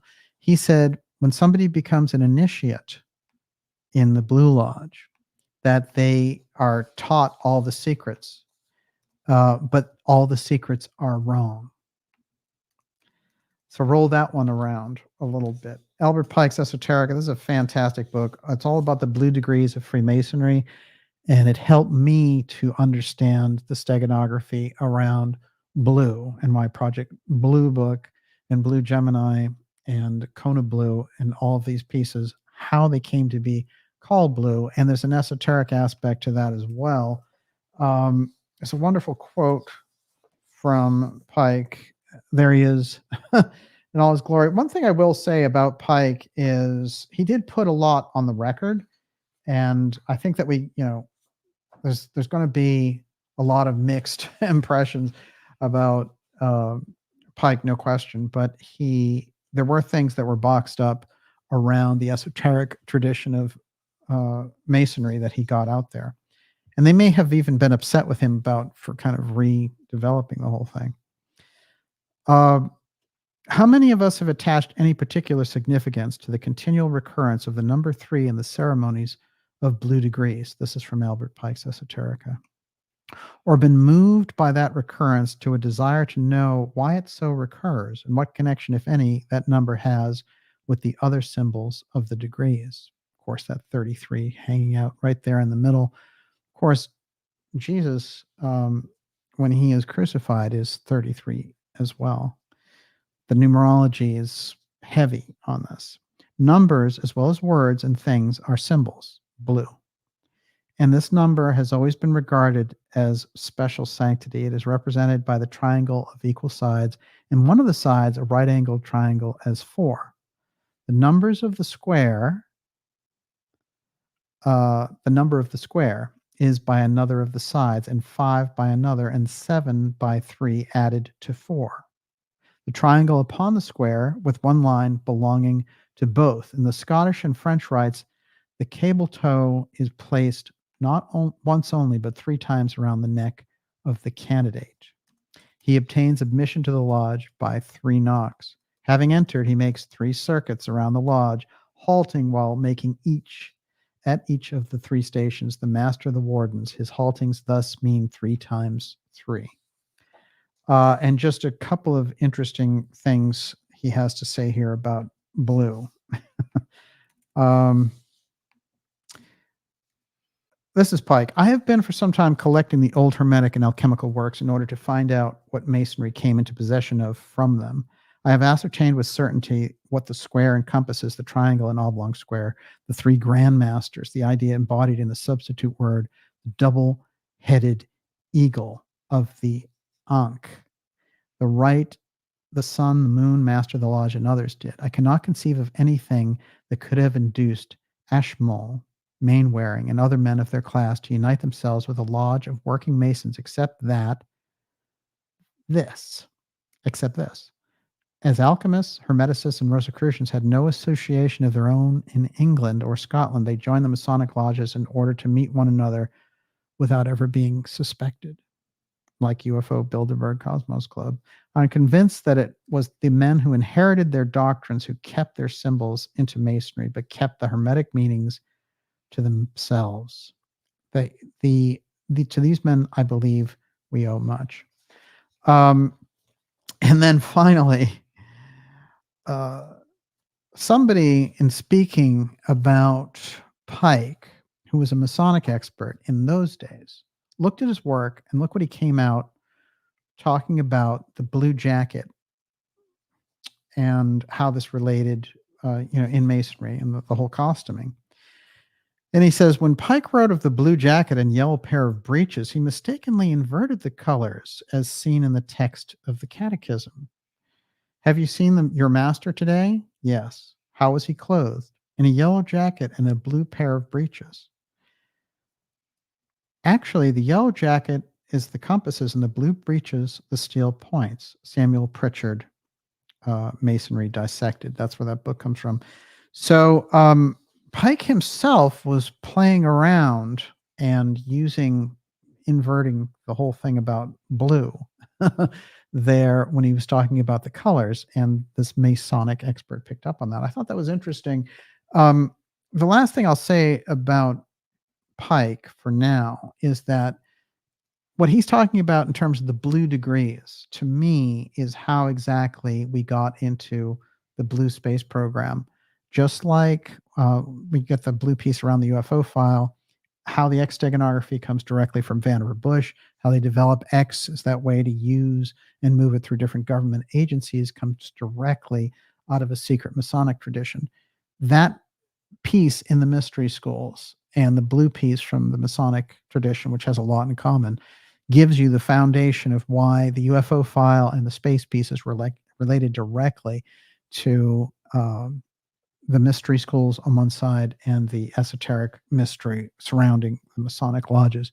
And with that, Miss Olivia, I'm going to wrap up tonight's episode. Okay, let me throw this out to you. Yes. David Termina said, DJ, taking your blue suggestion, I came across the new aerospace company called Blue Halo.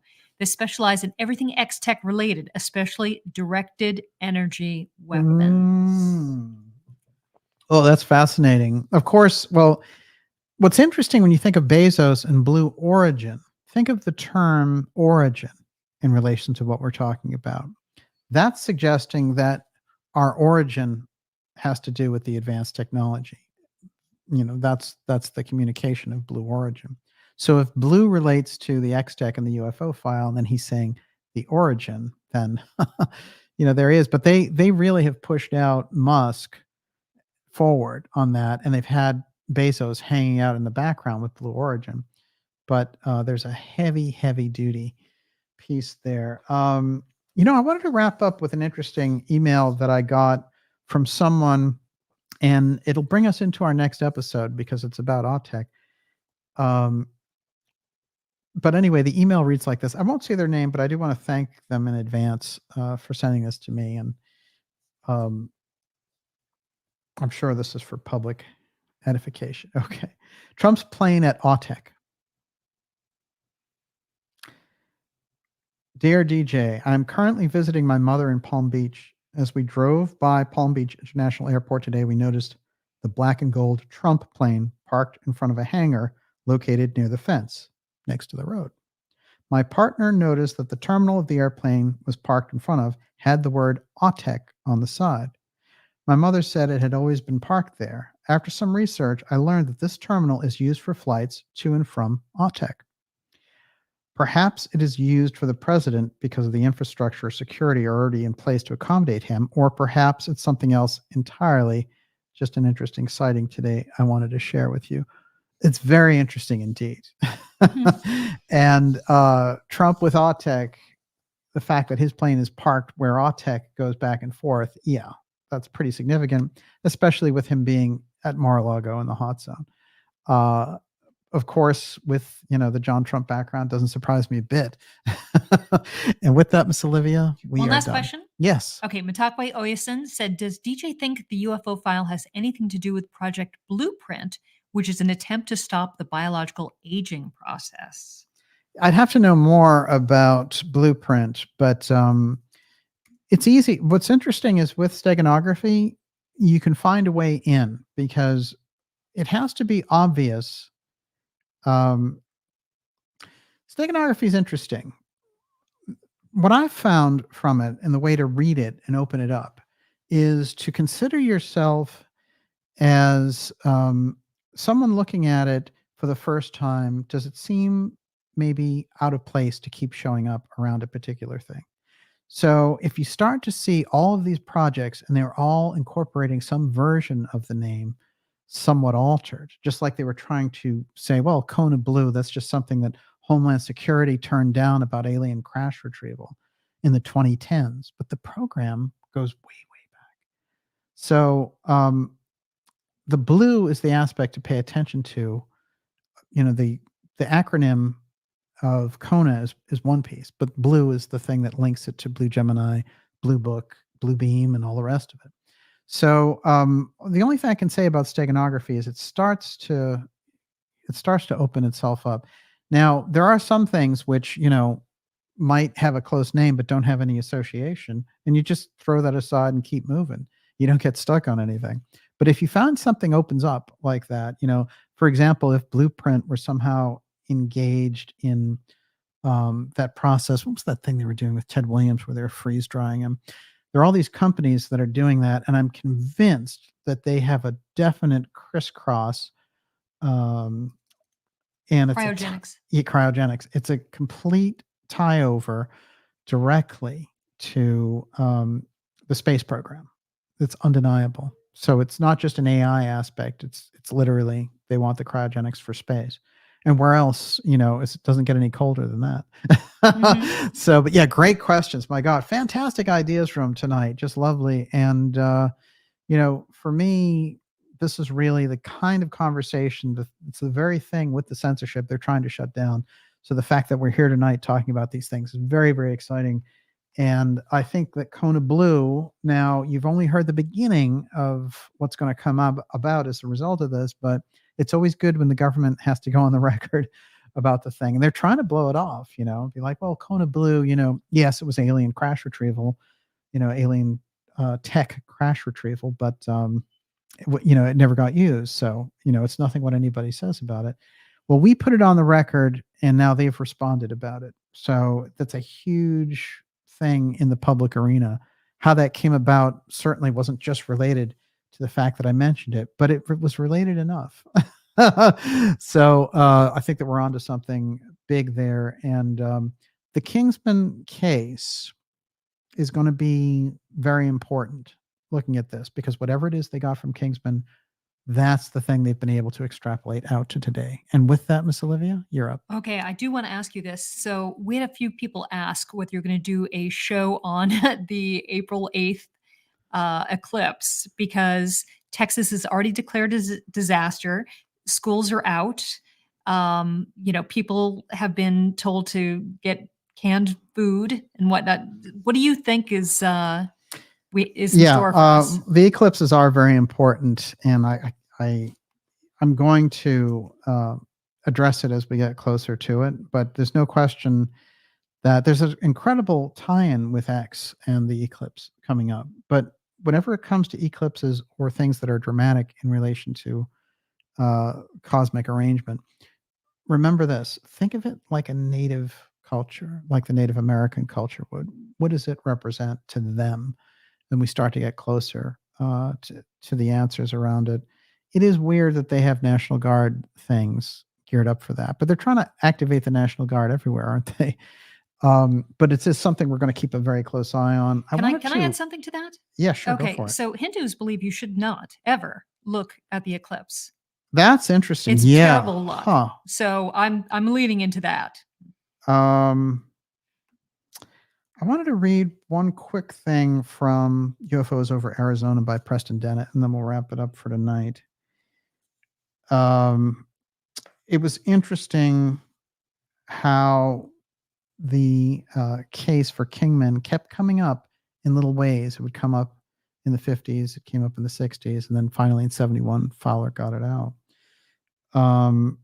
But this one is interesting. The next hint of the case was revealed when MUFON researcher Richard Hall in 1964, Hall spoke with a man soon to be a commander in Vietnam who said that in 1953, UFO crashed in Arizona. 4 bodies were recovered and the craft was described as 30 feet in diameter and undamaged.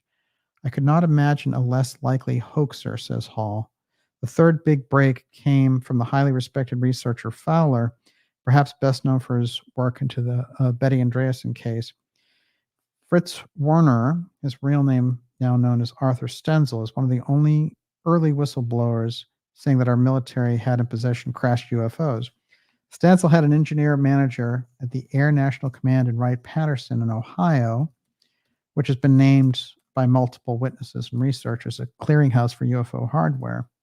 At the time of the crash, Stansel was studying blast effects at Frenchman's Flats in Nevada when Dr. Wang, who we mentioned earlier, diverted him to a special project. Wang explained to Stansel that a UFO had crashed nearby and Wang had been placed in charge of its recovery. He ordered Stansel to go to the site with a group of about 40 other scientists to assist in the recovery.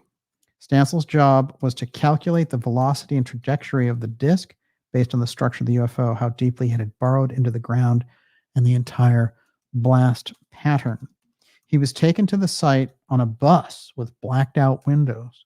He was told to concentrate only on his assigned duties and not look around. Upon arrival, Stansel saw a 30-foot oval object constructed of an unfamiliar metal which resembled brushed aluminum. The disc was undamaged and had penetrated only 20 inches into the sand. He saw a hatch about 3.5 feet high. There was no apparent landing gear. After making his measurements and studying the crash site, Stansel concluded that the craft had struck the ground at an estimated 1,200 miles per hour. He also concluded that the craft was not human-made. The object was not built by anything, obviously, that we know about on Earth, said Stansel. It was more like a teardrop-shaped cigar than a streamlined cigar. That teardrop shape coming up again. I think that there's a lot in the Kingman case, which is why I think it heads up the Kingman KONA acronym there. And with that, Miss Olivia, your super chatters are ready. Okay, give me 1 second. See, now that the show's over, my throat got back to normal. You sound great. Okay. Eurythmia is fun. Les Scott, Norman Smith, Thomas Ball, Doreen Hewitt, Fulcanelli, Bella B, Planet 9, Carol Andrews, C.A. Beverforden, Blazon River, Wolfgang McCarthy, Anani Mouse, Tommy Van Gompel, Debbie McAdoo, and Bo Krills. Thank you so much for your generous super chats.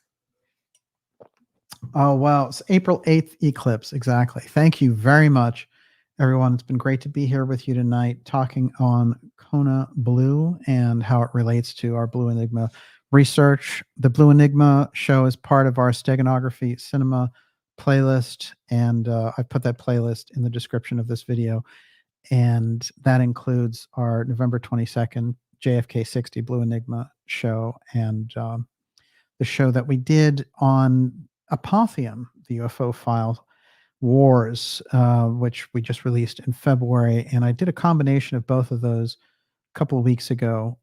So that one is very interesting and has a lot about NASA psychics and even some Steiner in there. We're doing a very important presentation for you, and that's coming up on May 3rd. Watch for that one, a 2-hour presentation, The Craze in the Hot Zone. This is the Atlantis story. You don't want to miss it.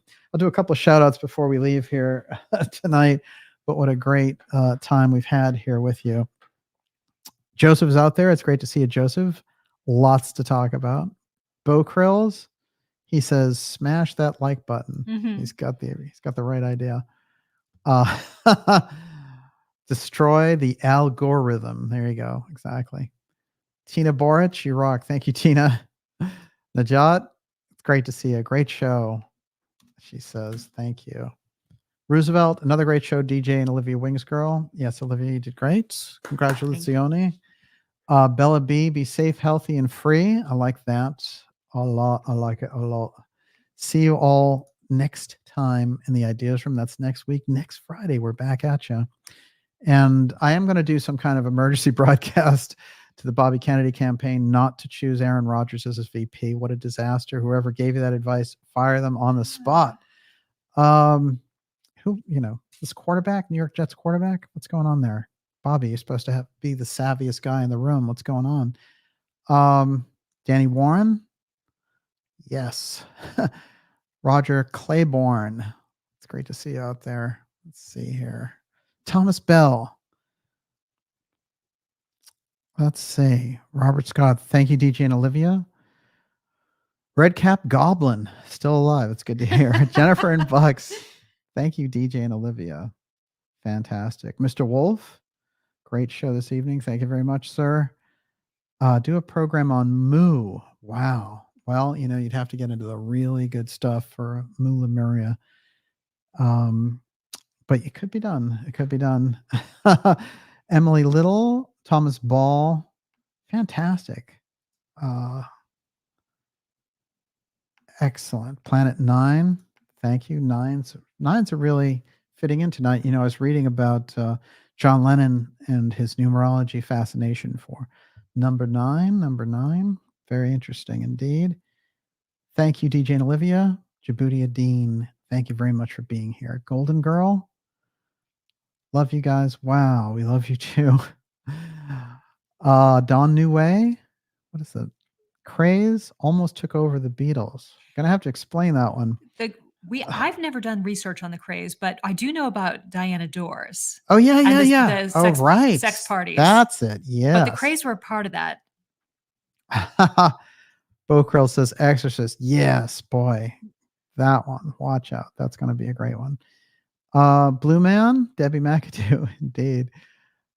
How about Jesse Ventura? I don't think, if he's trying to appeal to young people, Jesse's in his 70s, right? So that wouldn't make sense. Les Scott, thank you, Daniel and Olivia Wingsgirl. Great show. Lisa Davis, wonderful show. Blue Moo, that's it right there. That takes the cake tonight. We will see you all next week. And of course, going to be hearing a lot more about KONA Blue and Blue Enigma and all of the different pieces around this. We'll have a special report for you, a broadcast directly to Bobby. See if we can talk him out of that and never let it be forgot. Once there was a Camelot, and whether it's Bobby or not, it's Camelot can be again. And Daniel Foster, great show, DJ and Olivia. Thank you very much, sir. We'll see you all next week. And, it says end broadcast, but after all, never really ends. It never really ends. Thank you very much, everyone. Lavender Blue, dilly dilly. God bless everybody. Have a great night.